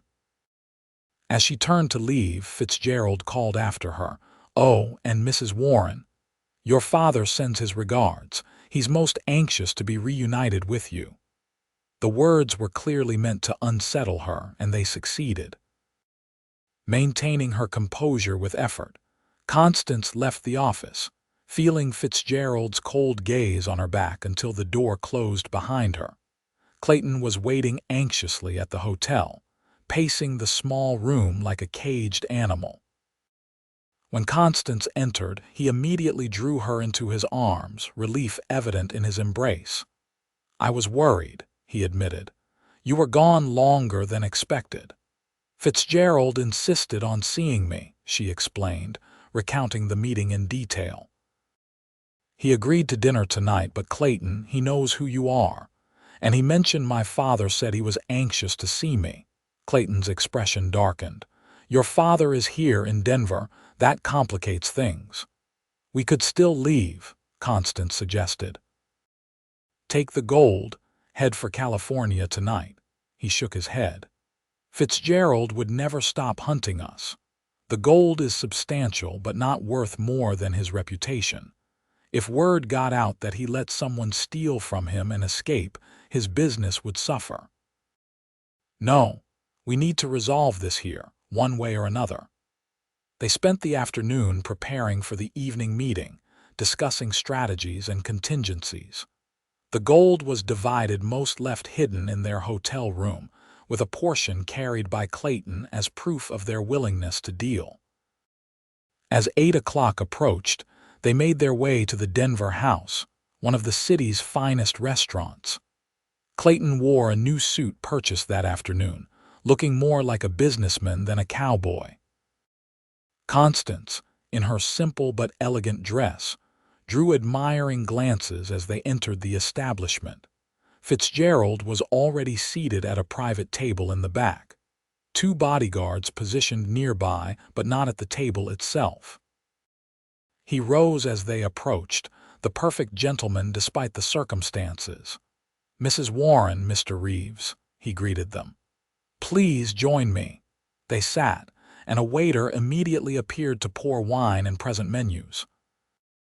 The charade of normalcy was almost surreal. Three people who, under different circumstances, might have been trying to kill each other, now discussing the merits of the restaurant's steaks and potatoes. Once their orders had been placed and the waiter had withdrawn, Fitzgerald leaned forward, his manner shifting from genial host to hard-eyed businessman. "Let's discuss our situation frankly," he said. "Charles Warren stole a significant amount of gold from me, payment for merchandise I was providing to certain clients. You," he nodded to Constance, "witnessed his murder, making you a liability. And you," he turned to Clayton, "have complicated matters further by interfering in my business." "Warren cheated you," Clayton acknowledged, "but Constance had nothing to do with it. She was an innocent bystander." "Perhaps," Fitzgerald conceded, "though I find it hard to believe she was entirely ignorant of her husband's activities." "Believe what you want," Constance said coldly. "The fact remains that I now control what's left of the gold. The question is, do you want it back, or would you prefer to continue this costly pursuit?" Fitzgerald's eyes narrowed at her directness, but he seemed more amused than offended. "I admire your spirit, Mrs. Warren." "Very well, let's talk terms. You return my property and in exchange, we walk away," Clayton said. "All of us. No pursuit, no retribution. We disappear from your life, you disappear from ours." "And my arrangement with Edward Fairchild?" Fitzgerald asked, looking at Constance. "Your father owes me a considerable sum." "That's between you and him," she replied firmly. "I'm not part of any bargain he made." Fitzgerald considered this, swirling the wine in his glass thoughtfully. "Your father is in Denver, you know. Arrived yesterday. He's quite concerned about you." "My father's concern comes too late," Constance said, her voice steady despite the emotions roiling within her. "He sold me once. I won't give him the opportunity to do so again." A hint of respect flickered in Fitzgerald's eyes. "I see." He turned his attention back to Clayton. "And you, Mr.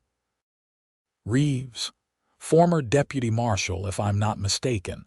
A man with your skills could be an asset to my organization."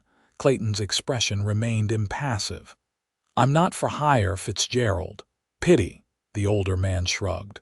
"Well then, to business. I assume you've brought proof of your good faith." Clayton reached slowly into his coat, withdrawing a small pouch. He opened it just enough for Fitzgerald to glimpse the gold coins inside. "A portion of the total. The rest will be delivered once we have your written agreement to our terms." "Written?" Fitzgerald laughed. "My dear Mr. Reeves, surely you understand that men in my position rarely commit such things to paper." "Make an exception," Clayton suggested, his tone making it clear this was not negotiable. "A simple document renouncing all claims against us in exchange for the return of your property." Their food arrived, temporarily pausing the negotiation. They ate in tense silence, the fine meal tasting like ash in Constance's mouth. She couldn't shake the feeling that they were still in grave danger, despite the civilized veneer of the meeting. When the plates had been cleared and coffee served, Fitzgerald finally spoke again. "Very well. I'll have my lawyer draw up a document releasing both of you from any obligation to me. In return, you will deliver the full amount of gold taken by Charles Warren." "And our safety," Constance pressed. "I want your personal guarantee that neither you nor your men will harm us." "You have it," Fitzgerald said smoothly. "Business is business. Once our transaction is complete, I have no further interest in either of you." Neither Clayton nor Constance believed him entirely, but it was the best they were likely to get. They arranged to meet the following day at Fitzgerald's office for the exchange the gold for the signed document. As they prepared to leave, Fitzgerald added casually, "One more thing. I'm hosting a small gathering at my home tomorrow evening. I'd like you both to attend as my guests. Consider it a formal conclusion to our business." The invitation took them by surprise. "Why?" Clayton asked bluntly. "To demonstrate that there are no hard feelings," Fitzgerald smiled. "And I confess, to satisfy my curiosity about the woman who has caused such disruption in my affairs. You're quite remarkable, Mrs. Warren." Constance felt Clayton tense beside her. "We'll consider it," she said noncommittally. Outside the restaurant, they walked briskly back toward their hotel, both acutely aware that they might be followed. "He's playing some game," Clayton muttered once they were safely in their room. "That invitation wasn't social." "No," Constance agreed, sinking onto the bed. "But what's his purpose? If he wanted us dead, he has simpler ways to arrange it." Clayton paced the room, thinking aloud. "Maybe he wants to use us somehow, make an example of us to others who might consider crossing him. Or maybe he's genuinely intrigued," Constance suggested. "Men like Fitzgerald value power above all else. In our own way, we've demonstrated power by evading his men and forcing this negotiation." Whatever Fitzgerald's motives, they had little choice but to proceed with the exchange. The following morning, they retrieved the rest of the gold from its hiding place and prepared for the meeting at Fitzgerald's office. The transaction itself was surprisingly straightforward. Fitzgerald's lawyer presented a document releasing both Clayton and Constance from any claims or obligations to James Fitzgerald or his associates. In return, they delivered the canvas bag containing the gold coins. Fitzgerald counted the coins personally, nodding in satisfaction when the total matched what Warren had stolen. "Our business is concluded," he announced, signing the document with a flourish before handing it to Clayton. "I trust you'll honor your commitment to disappear from my affairs." "Gladly," Clayton assured him, pocketing the signed release. "We'll be leaving Denver tomorrow." "After my gathering this evening, I hope," Fitzgerald reminded them. 8 o'clock, my home on Capitol Hill, formal attire, please." They left the office with mixed feelings: relief that the exchange had gone smoothly, but lingering suspicion about Fitzgerald's invitation. Back at the hotel, they debated whether to attend or simply leave Denver immediately. "It could be a trap," Clayton argued. "Get us in his house, surrounded by his men. If he wanted us dead, why go through this elaborate charade?" Constance countered. "He could have had Holt kill us at the restaurant last night or when we delivered the gold today." In the end, curiosity won out over caution. They would attend Fitzgerald's gathering, but remain vigilant and ready to leave at the first sign of trouble. With their business officially concluded, they were free to depart Denver whenever they chose a reality that brought both relief and a new set of questions about their future together. That evening, Constance wore the finest dress they could afford on short notice, a deep blue gown that complemented her eyes and fair complexion. Clayton, uncomfortable but handsome in evening attire, escorted her to Fitzgerald's mansion on Capitol Hill, the most prestigious neighborhood in Denver. The house was imposing, a 3-story stone structure set back from the street, with manicured gardens and a circular drive where carriages deposited elegantly dressed guests. Inside, crystal chandeliers illuminated rooms filled with Denver's elite businessmen, politicians, and their beautifully adorned wives. Fitzgerald greeted them personally, playing the gracious host as if their previous interactions had been entirely cordial. "Mrs. Warren, Mr. Reeves, welcome to my home. Please enjoy yourselves. There are people I'd like you to meet." He introduced them to several prominent citizens, presenting Constance as a young widow from Boston and Clayton as her escort. No mention was made of their actual connection to their host. It was all very civilized, very proper, and completely surreal. As the evening progressed, Constance found herself separated from Clayton, drawn into conversation with a group of society women while he was engaged by a mining investor. She maintained her composure, playing the role of the refined Eastern widow, all the while keeping a watchful eye on her surroundings. It was during one such moment of vigilance that she spotted a familiar figure across the room, her father, Edward Fairchild, deep in conversation with Fitzgerald himself. She froze, the champagne glass in her hand nearly slipping from her suddenly numb fingers. "Constance." She turned to find Clayton at her elbow, his expression tense despite his outward calm. "I see him," she whispered. "With Fitzgerald. We should leave," Clayton murmured. Now, before they could move toward the exit, Fitzgerald approached, Edward Fairchild at his side. "Mrs.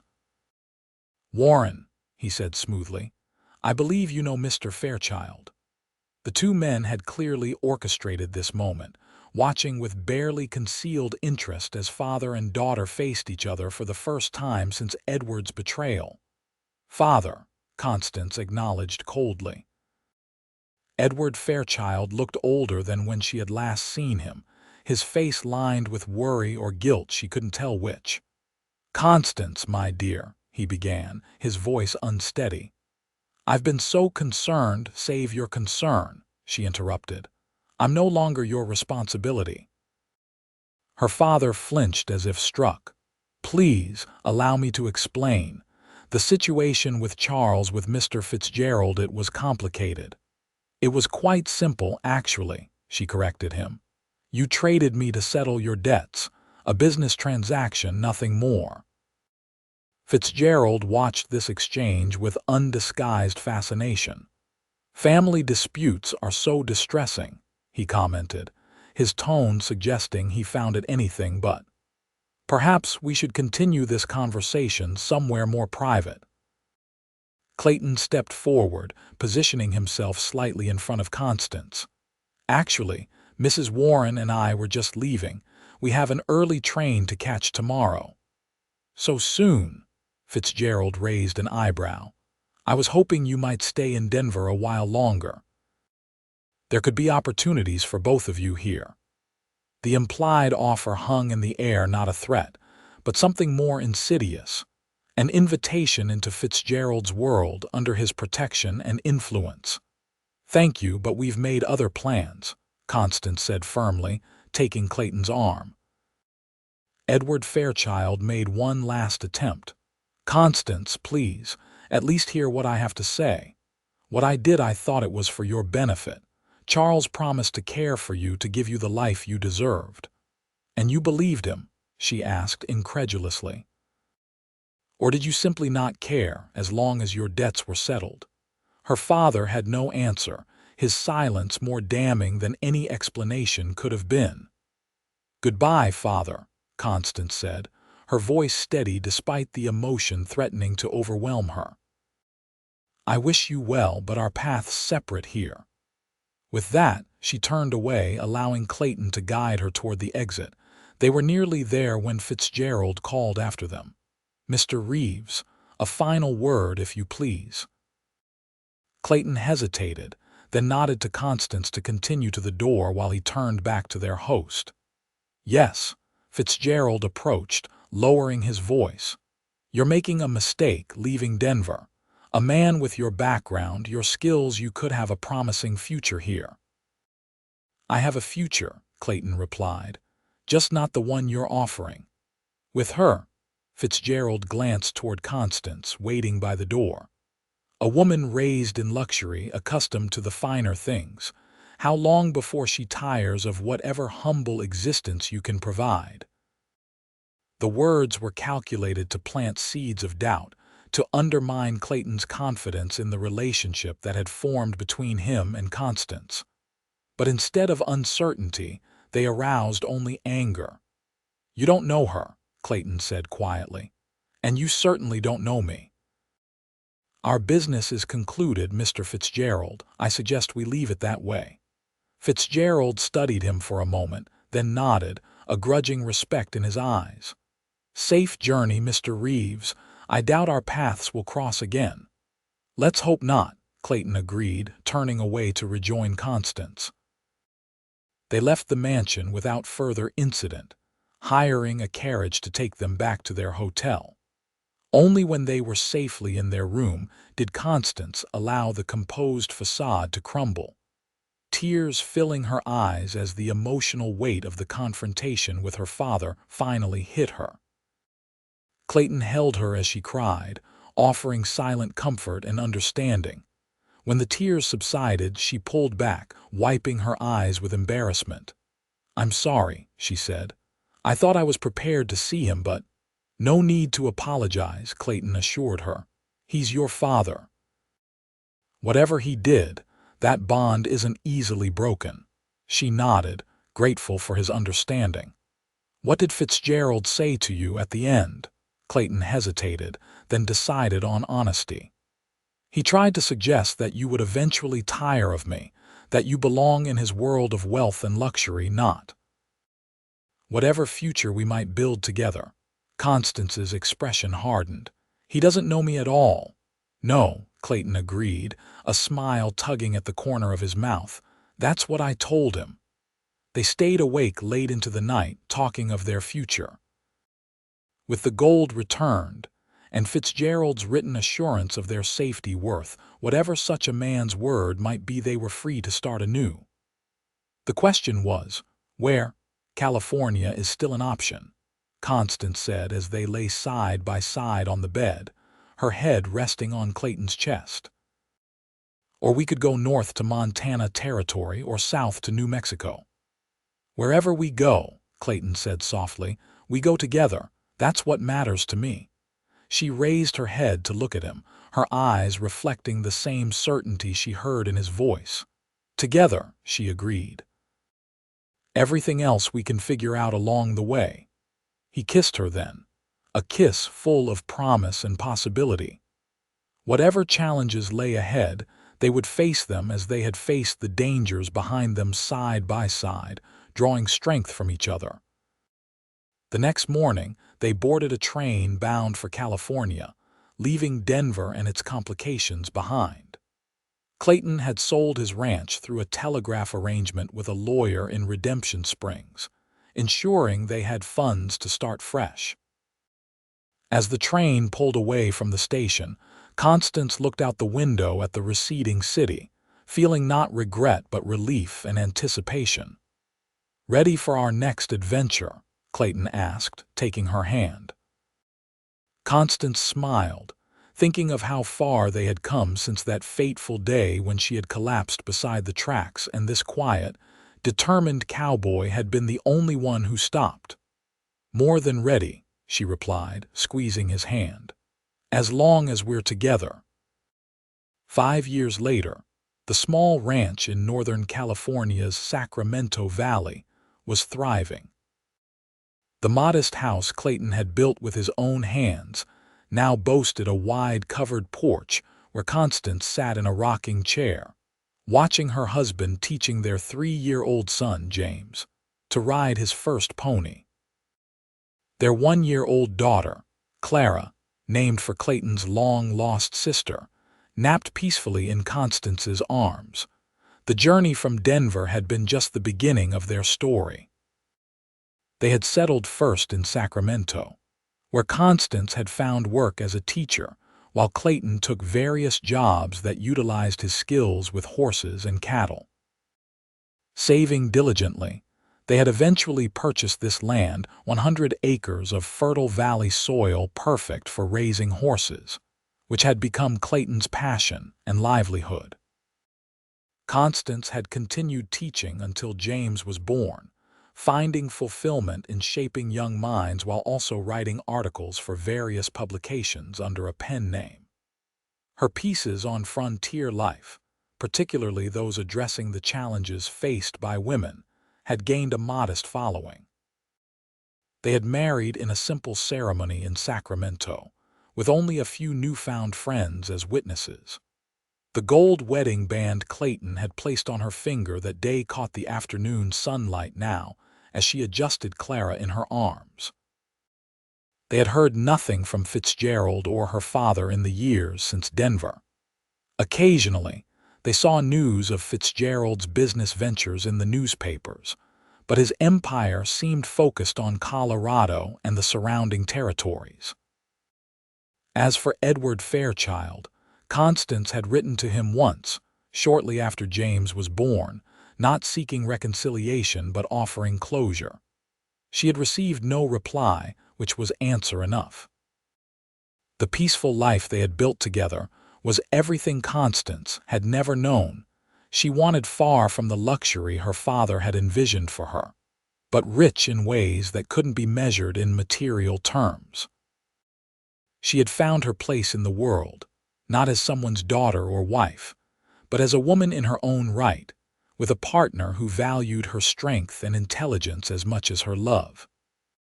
Clayton looked up from the corral, catching her eye and smiling that rare, full smile that transformed his weathered face and still made her heart skip.